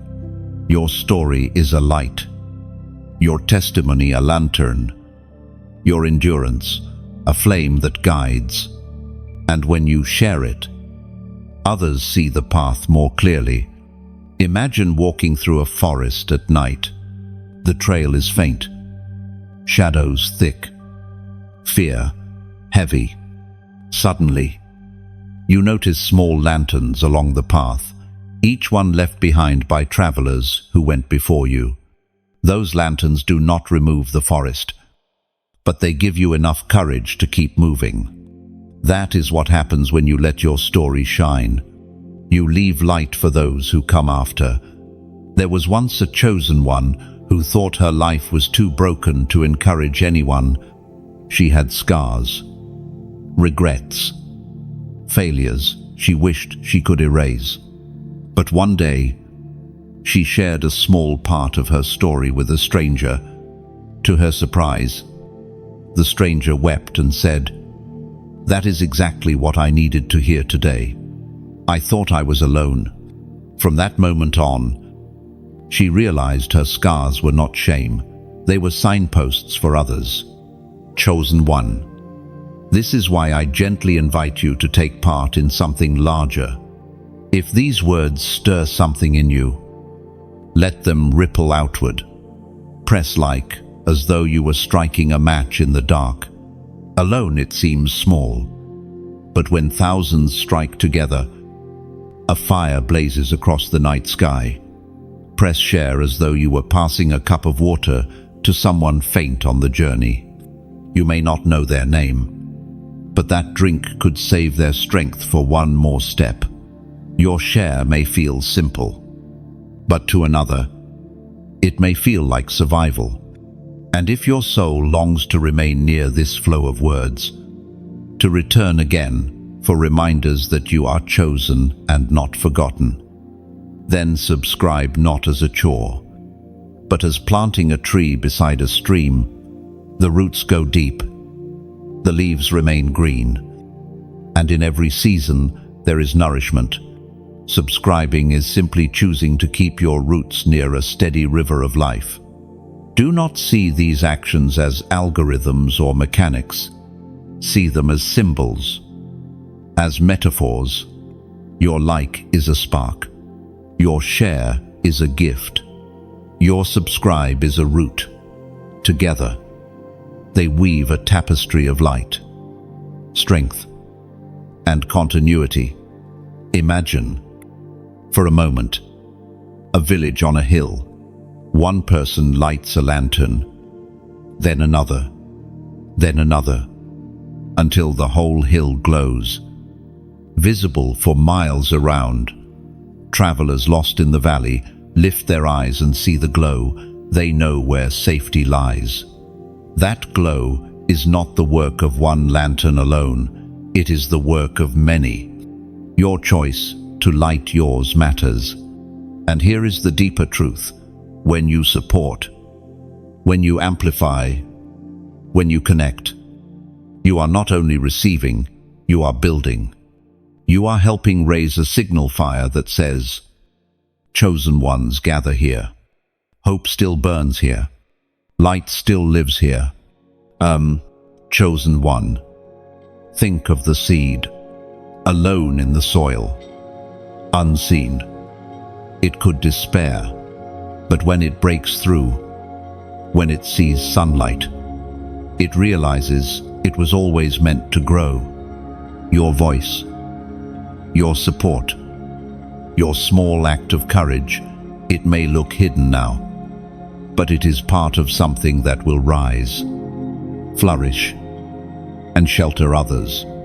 There was a man who once dismissed his influence. He thought no one cared if he spoke. No one noticed if he showed up. But years later, someone told him, "It was your quiet encouragement that kept me alive. You never knew, but your small act saved me." And he realized, no spark is wasted, no light unseen. So I say this again with gentleness. If these words reach you, let them not stop with you. Let them ripple. Let them shine. Let them anchor.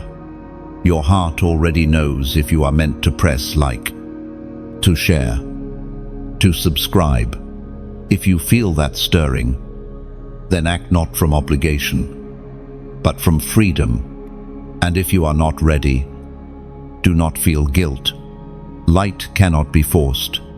It must be chosen. When your time comes, you will know. Chosen one. Your story matters.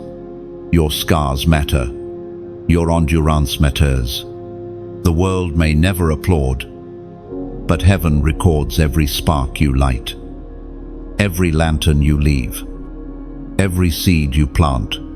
And one day, when you stand at the summit and look back, you will see the forest glowing with lanterns, the fields filled with harvest, the streams lined with trees, and you will know every act mattered.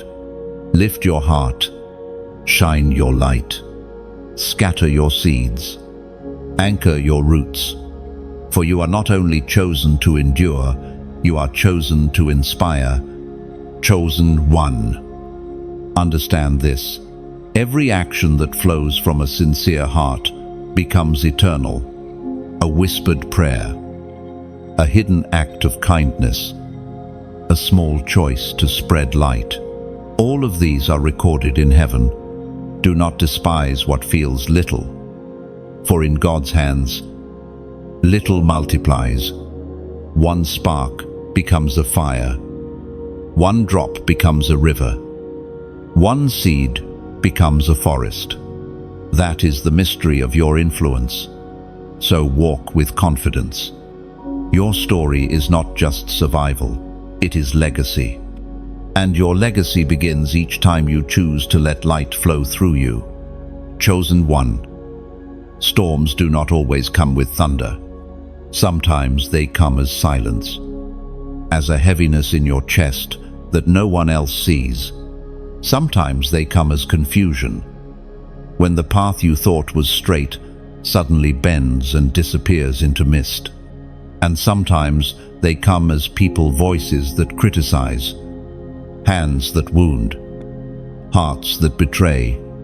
Every storm has one goal, to convince you that you cannot endure, yet the truth is the opposite. You were created to withstand what others cannot.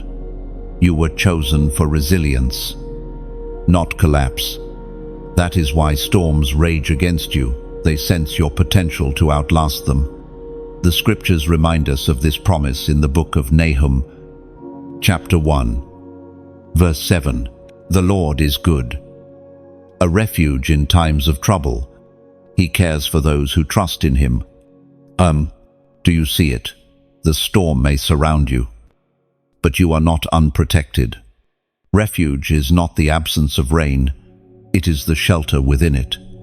Trust is not pretending the wind is gentle, it is believing the storm will not have the final word. Imagine a lighthouse on the coast. Waves crash, winds howl, but the light remains steady. Ships scattered on the sea look toward that beam and find hope. That is who you are. Chosen one. Your presence in the storm is not just about survival, it is about being a guide for others, lost in the tempest. There was once a chosen one who faced relentless storms, sickness, financial loss, rejection from friends. At first, he thought the storms proved God had abandoned him. But over time, he realized the opposite. God had entrusted him with storms because he had equipped him with light. And in his endurance, others around him found strength. They saw his steady faith and thought, if he can endure, maybe I can too. This is the secret of storms. They are not only for you, they are also for those watching you. Your faith becomes their anchor, your endurance their map, your courage their spark. But I must tell you plainly, storms also reveal. They strip away masks. They test foundations. They expose what is fragile and what is unshakable. This is why you sometimes lose people in storms. It is not always betrayal, it is revelation. Some were never rooted deeply enough to endure with you, and that is painful. But it is also protection. Better to know who stands truly with you than to walk with pretenders into the future. Chosen one. The storm you face now may feel endless. The sky may be heavy. The waves relentless. The wind merciless. But storms pass. They always pass. And when they do, the air feels cleaner. The ground refreshed. The horizon new. You will not only survive, you will step into clarity, into freshness, into new strength. And here is your act of declaration. Write in the comments, storms don't win. These 3 words carry more power than you realize. They are not just text on a screen, they are truth spoken into atmosphere. Every time you declare, storms don't win, you silence the lie that the storm is stronger than you. You remind yourself, and you announce to the unseen realm, I may bend, but I will not break. I may stumble, but I will not drown. The storm is loud, but my God is louder and free. When you type, storms don't win, you are not denying the storm, you are denying its victory. You are placing your faith not in calm seas, but in the one who commands wind and wave. And each time your eyes fall on those words, you will remember, the outcome is already decided. Imagine carving words into stone. Long after the storm has passed, those words remain. That is what your declaration does. It etches victory into your spirit, ensuring that even in future storms, you carry a reminder of resilience. Chosen one. Storms are not forever. They are chapters, not the whole story. And your story does not end in defeat. It ends in rising, in shining, in overcoming. So stand tall, even as winds roar. Anchor deep, even as waves crash. Shine steady, even as darkness surrounds. For storms don't win, light does. And you, Chosen one. Carry that light. Chosen one. When you declare, storms don't win, you are not simply repeating a phrase, you are reshaping perspective. Words are seeds. And this seed grows into resilience. It roots itself deep inside you, so that the next time thunder growls, your spirit will not tremble as it once did. Instead, you will say, I've been here before. I know how this ends. Consider the oak tree. Each storm that strikes does not weaken it, but forces its roots deeper. With every passing season, the tree grows more unshakable. That is how storms function for you. They are not subtracting, they are adding depth, weight, and stability.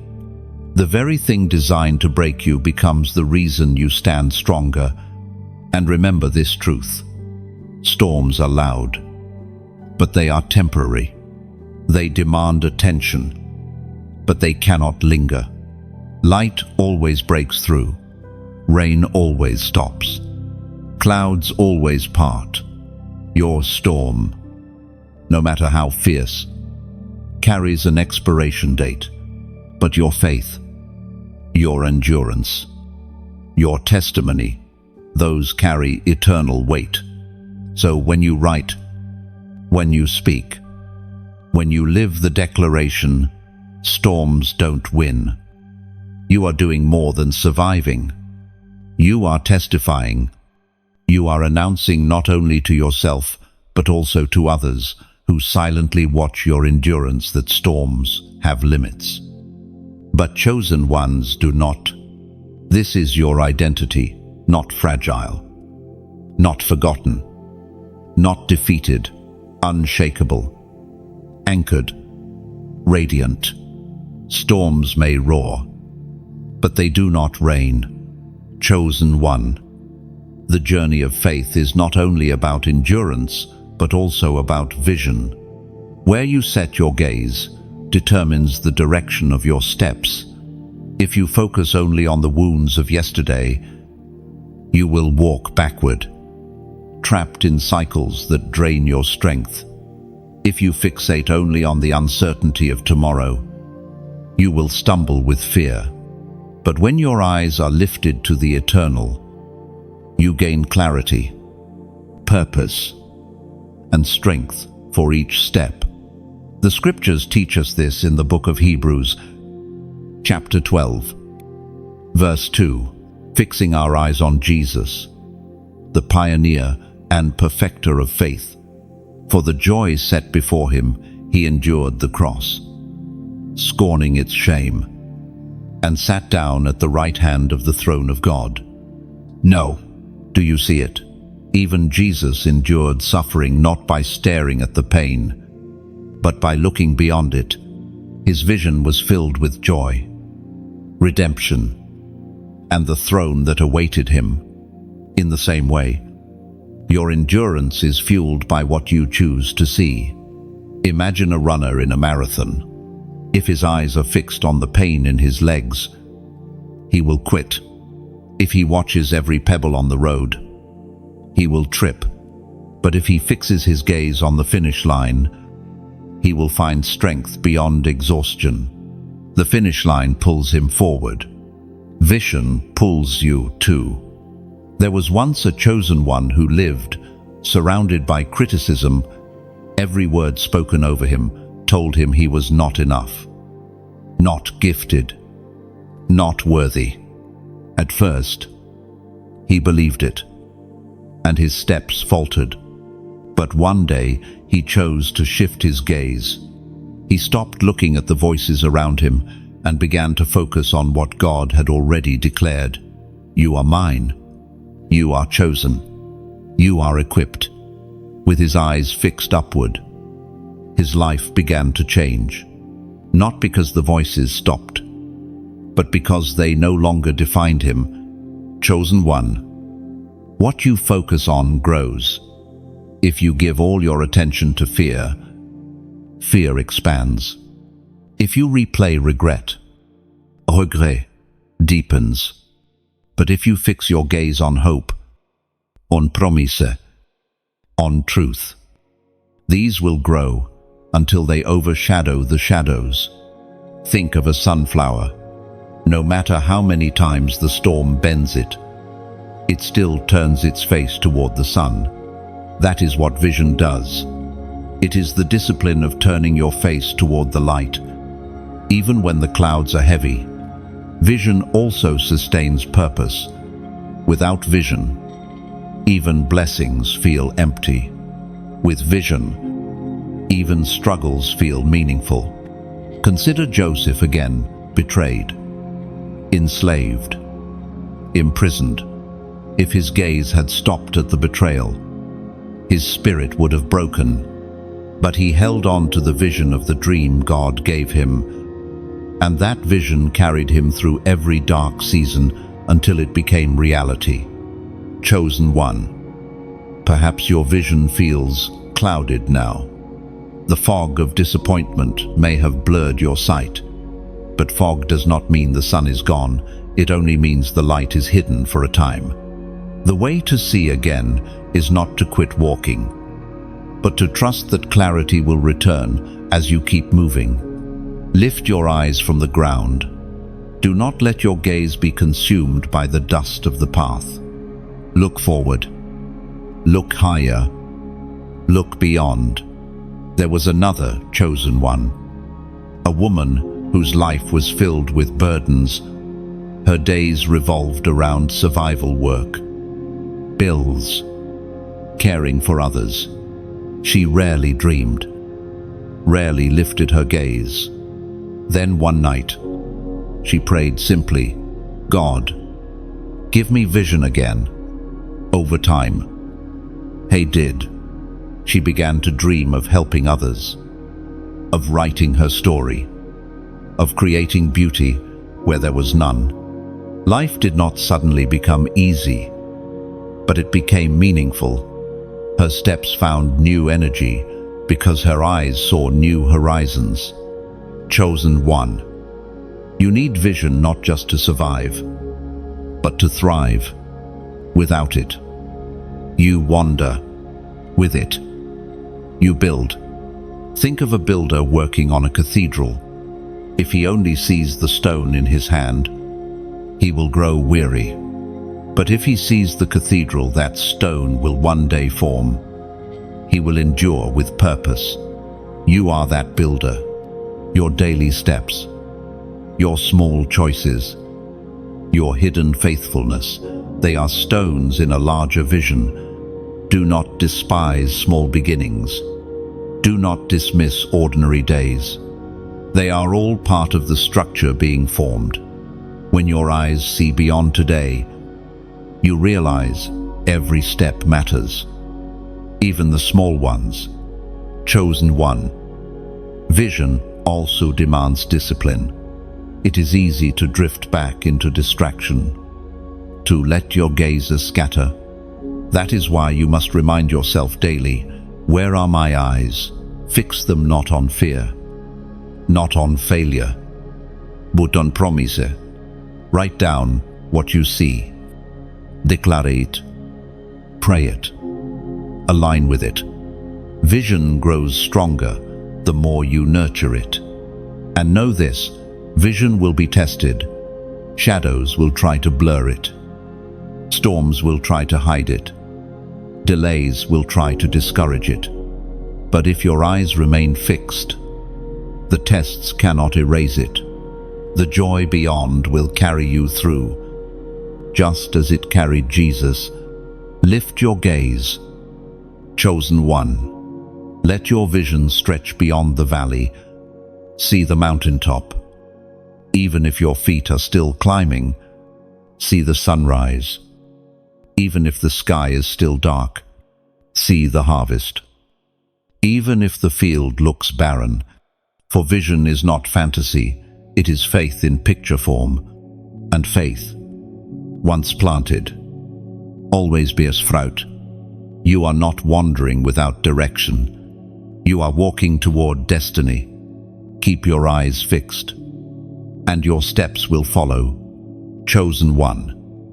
Remember this: sight shows what is, but vision reveals what will be. Sight says, you are still in the valley. Vision says, the mountain is waiting. Sight says, the field is barren. Vision says, the harvest is already prepared. And when vision governs your heart, your steps no longer falter with every shadow. You begin to walk not by what you see, but by what you know to be true. That is the strength of the chosen, to live, guided not by present appearance, but by eternal promise. Chosen one. Identity is the foundation of your calling. If you do not know who you are, you will spend your life reacting to what others say you are. If you do not anchor your worth in truth, you will drift with every opinion, every rejection, every fleeting moment of approval. And yet, from the beginning, God marked you with identity that cannot be erased. The scriptures speak of this in the first letter of Peter, chapter 2, verse 9. But you are a chosen people, a royal priesthood, a holy nation, God's special possession, that you may declare the praises of him who called you out of darkness into his wonderful light. Do you see? Your identity is not negotiable. It is not a title handed by humans or revoked by circumstance. It is rooted in heaven, chosen, royal, holy, belonging. These words are your true name, even when the world calls you something else. But identity is often tested. Life tries to write false labels on you: failure, rejected, forgotten, unworthy, people's words, your own mistakes. And the weight of shame can make those labels feel permanent. Yet they are not truth. They are graffiti sprayed over the masterpiece God created. And graffiti can be washed away. The masterpiece underneath still stands. There was once a chosen one who believed the lies spoken over her since childhood. You are too weak. You are not smart enough. You will never succeed. She carried those voices into adulthood until they became her inner dialogue. But one day, she read the words of Scripture declaring her beloved, chosen, redeemed. Slowly, she began peeling off the old labels.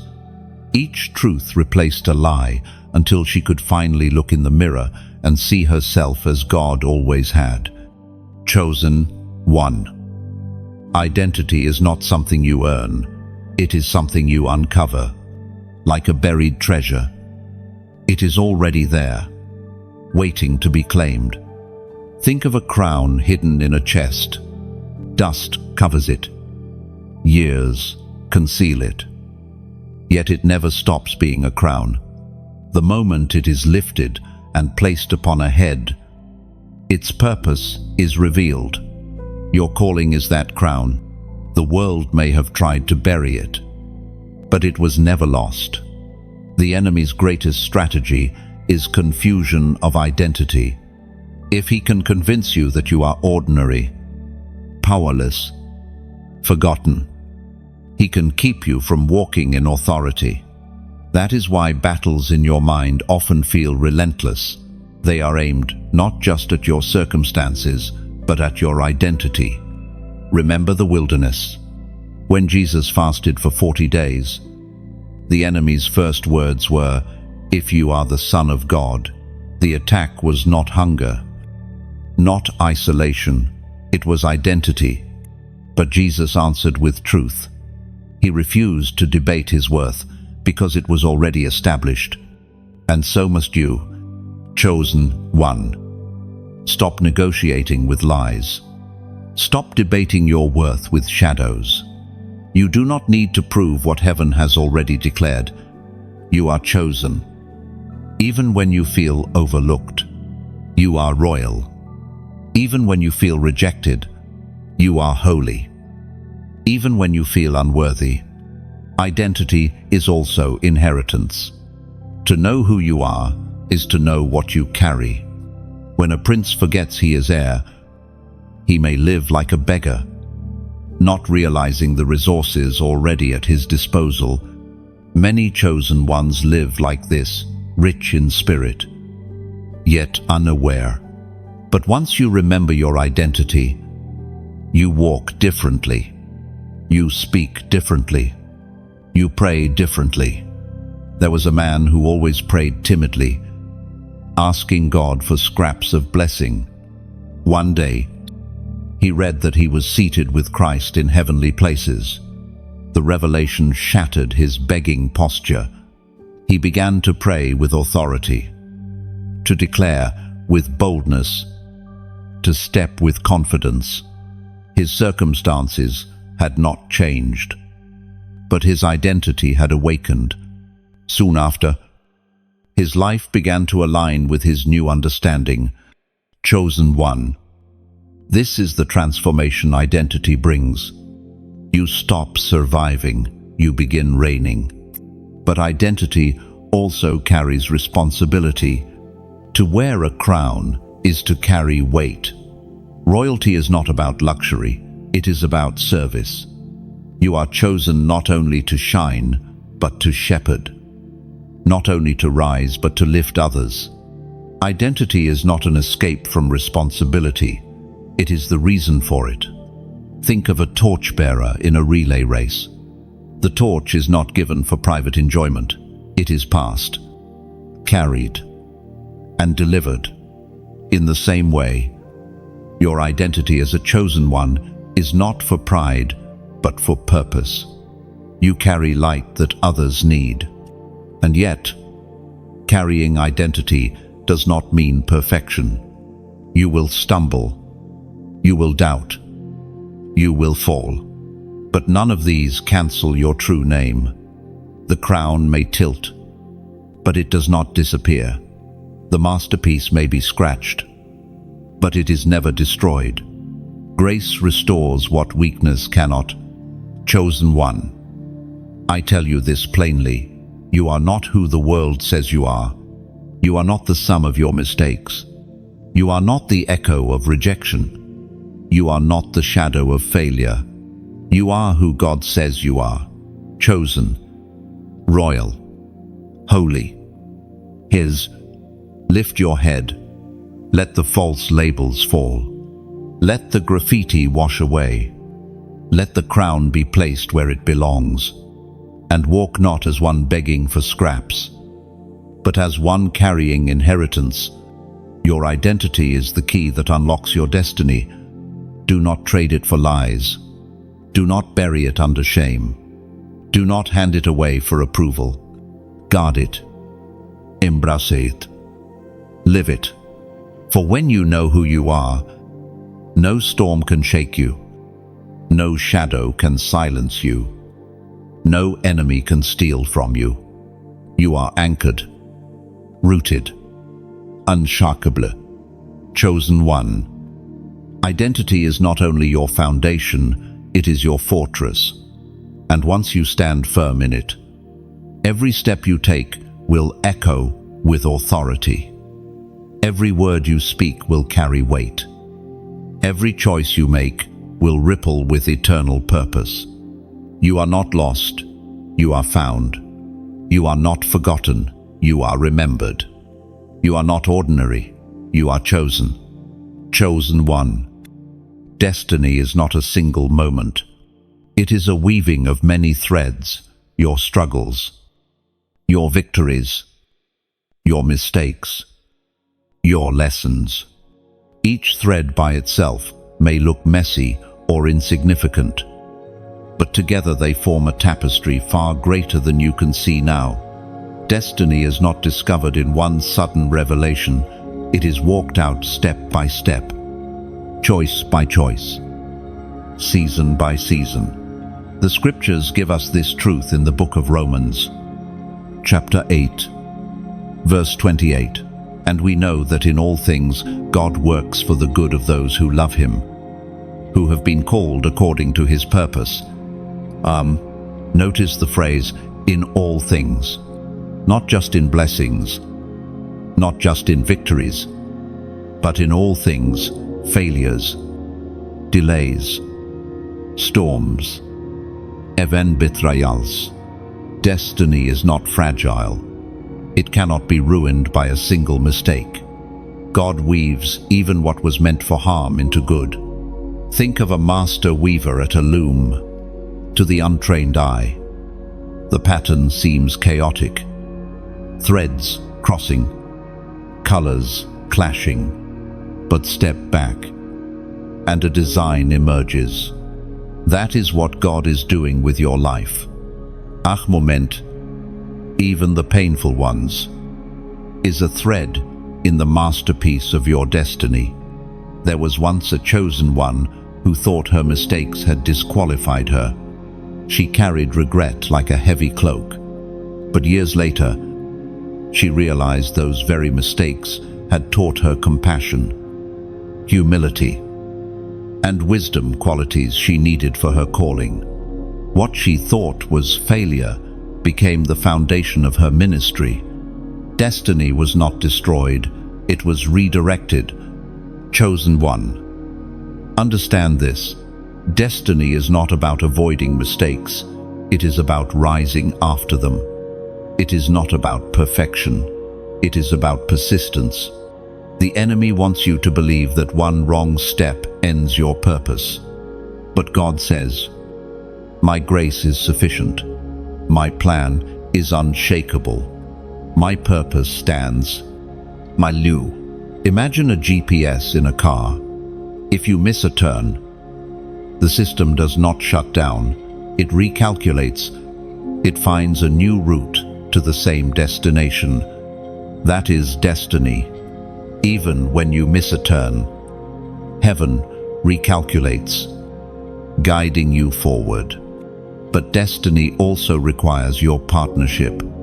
It is not forced upon you. It is invited. God lays before you paths of life, but you must choose to walk them. He gives you opportunities, but you must respond. He places gifts within you, but you must use them. Destiny is both gift and responsibility. Think of a seed placed in soil. The potential of the tree is already within the seed, but without water, light, and care, it will remain buried potential. Your gifts are seeds. Destiny requires you to nurture them, to bring them to life. There was a man who dreamed of writing, but fear of failure silenced him. For years, he buried the gift. Only when he chose to write, trembling but willing, did his gift come alive. His words eventually reached thousands. Destiny was not waiting on talent. It was waiting on courage. Chosen one. Courage is the hinge of destiny. You may not feel ready, but readiness is not the requirement. Obedience is. Destiny unfolds when you step, even with trembling legs, even with uncertain hands. Destiny is also about timing. You may see the vision now, but not the fulfillment. Like fruit, purpose ripens in season. Pick it too early, and it is bitter. Wait too long, and it rots. Heaven knows the timing. Your role is to prepare so that when the season arrives, you are ready. Even David was anointed king long before he wore the crown. He returned to shepherding, to obscurity, to waiting. His destiny was certain, but the timing was process. And in that process, he gained strength, courage, and intimacy with God, qualities he would need as king. Chosen one. Do not despise your current season. It may not look like destiny, but it is shaping you for it. The field prepares the king. The desert prepares the prophet. The storm prepares the anchor. And destiny is never only about you. It always extends beyond. Your calling is tied to others. Your breakthrough becomes their inspiration. Your obedience becomes their open door. Destiny ripples outward, touching lives you may never even meet. Imagine a stone thrown into a lake. The ripples move far beyond the point of impact. Your destiny is that stone. The ripples reach further than your eyes can see. There was a woman who thought her life too small to matter. She simply taught children in her village, year after year. But decades later, some of those children became leaders, doctors, and teachers.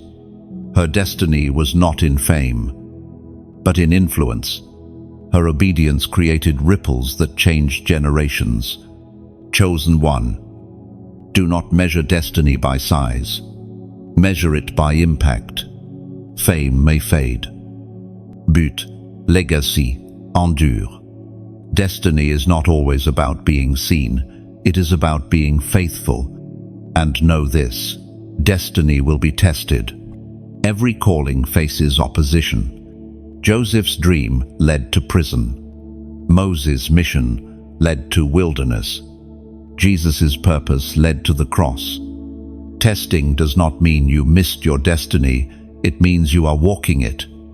Chosen one. Lift your head. You may feel delayed, but you are not disqualified. You may feel small, but you are not insignificant. You may feel lost, but you are not forgotten.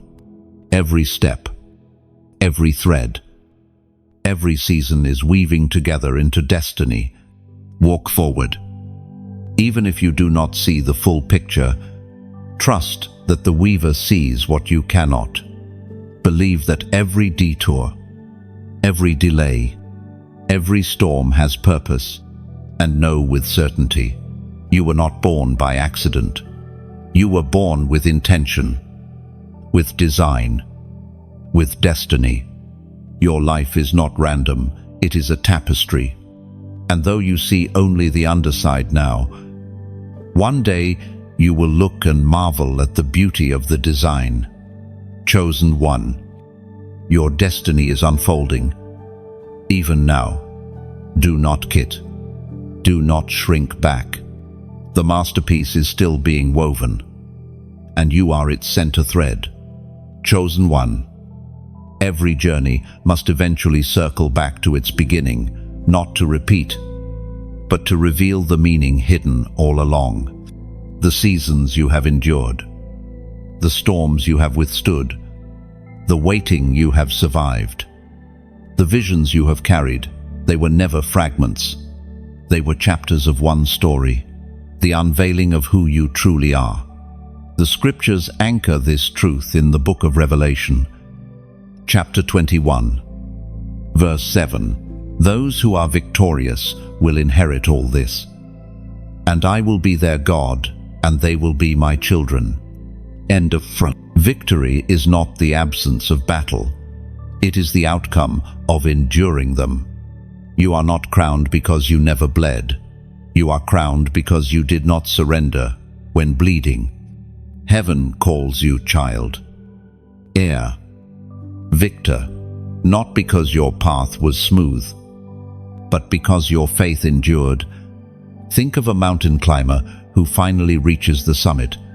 The view is breathtaking, but the power of that moment is not just in the scenery, it is in the memory of every cliff scaled, every night endured in the cold, every step pressed through exhaustion. The summit is glorious because the journey was costly. In the same way, your crown carries weight because your path was not easy. There was once a chosen one who longed for a sign that his life mattered.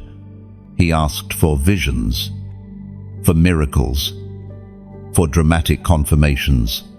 But what he received was different. The realization that he was still standing, still breathing, still believing, despite everything that tried to destroy him. That survival itself was the sign. To endure is to testify. Chosen one. Perhaps you underestimate what endurance means. It is not passive, it is warfare. Every day you choose to rise again. You declare to the unseen realm, I am not broken, I am not abandoned, I am still chosen. That declaration shakes darkness more than dramatic miracles ever could. Destiny, identity, storms, waiting, all of these themes converge here. Your story has been one of layers, each building on the last. At first, you may have thought your battles were random, your delays meaningless. But now you see the pattern. Each was shaping resilience, wisdom, depth. Each was chiseling away at the false so the true could shine. Imagine a sculptor standing before marble. The onlookers see only stone. Blow after blow of the chisel seems destructive, wasteful, yet slowly, form emerges: an arm, a face, a masterpiece. That is your life.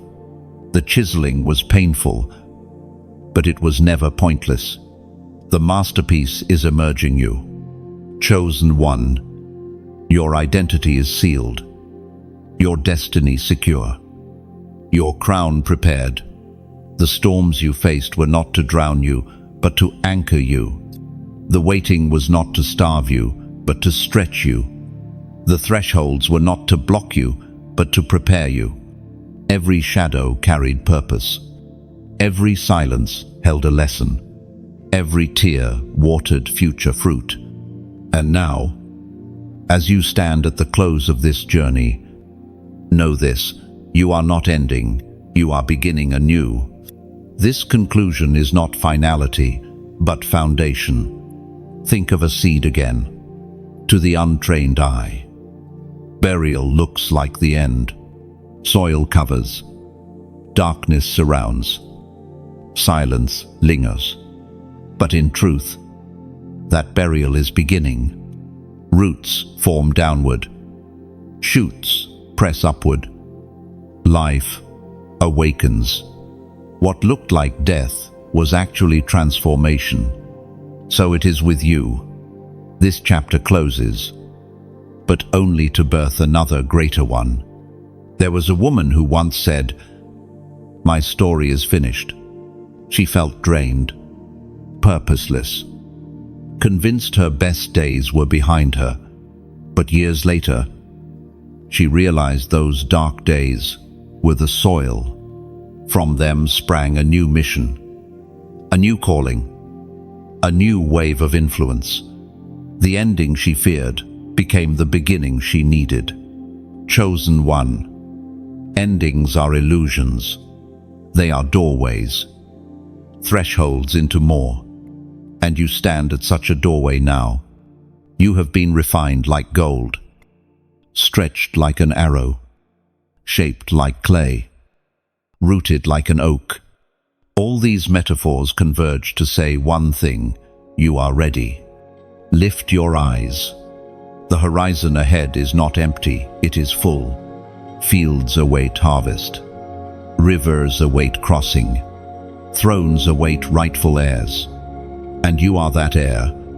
But hear this as well. Readiness does not mean ease. The path forward will still hold trials. Yet your posture will be different. Where once you trembled, now you will stride. Where once you doubted, now you will declare. Where once you carried chains, now you will carry crowns. Chosen one. The world does not need your perfection. It needs your authenticity. It does not need you to hide your scars. It needs you to show them as proof of survival. It does not need you to pretend strength. It needs you to embody resilience. For your story, exactly as it is, will unlock hope in others. And when you falter again, and you will remember this journey. Remember that storms do not win, that waiting is not wasted, that identity is not negotiable, that destiny is unshakable. Remember that every step, no matter how small, is sacred. You are not here by accident. You never were.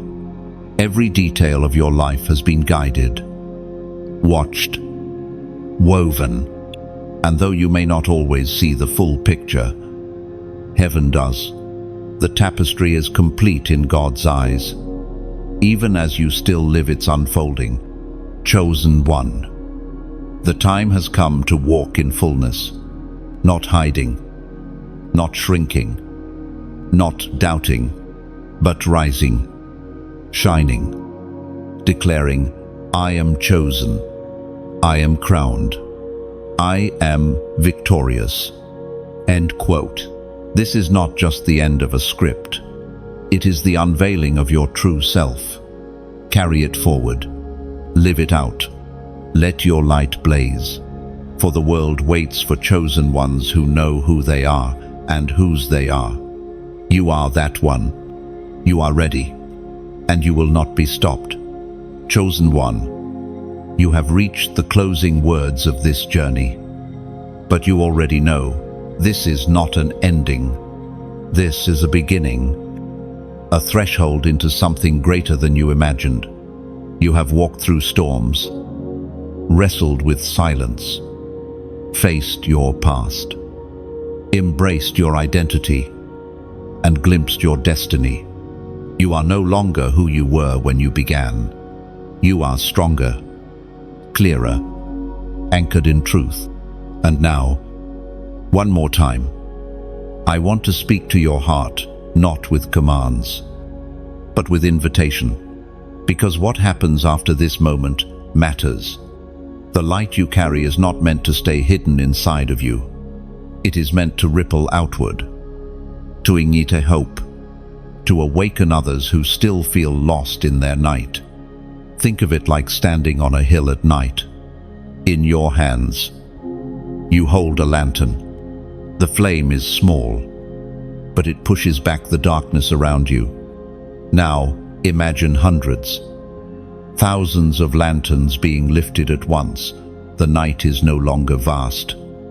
The shadows, no longer overwhelming. That is the power of chosen ones standing together. And so, with gentleness, I invite you, press, like if these words touched your spirit. Think of it not as a click, but as placing a small stone into a river. One stone feels insignificant, but when many are dropped, the current shifts and a pathway emerges. Your like becomes a signpost that tells others, this road is safe to walk.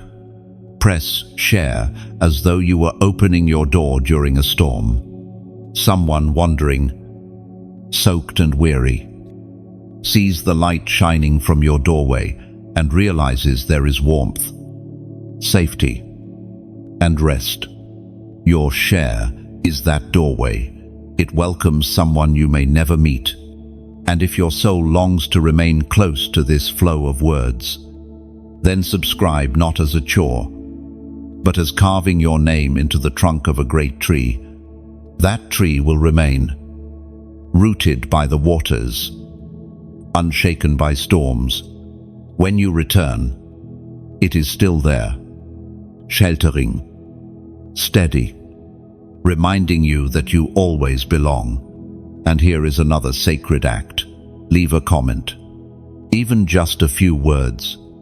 Imagine it as slipping a message into a glass bottle and setting it afloat upon the sea. You may never know who will find it, but someone, somewhere, will pick it up, read it, and discover the strength to continue. Your words are not wasted. They are letters of hope for souls you cannot yet see. Remember, chosen one, every small act of faith becomes a seed. A single spark can ignite a fire. A single drop can fill a cup. A single voice can awaken a generation. Your light is not too small. Your words are not wasted. Your presence here matters. So, as this journey of words closes, let it not be the end of your response. Carry the flame. Let it spread. Let it ripple. Be the lighthouse, the bread, the lantern, the stream, and let others join the chorus of chosen ones rising together. Lift your light high. Chosen one, for the world is watching, and your decision, your small acts, your faithful voice, they can change everything.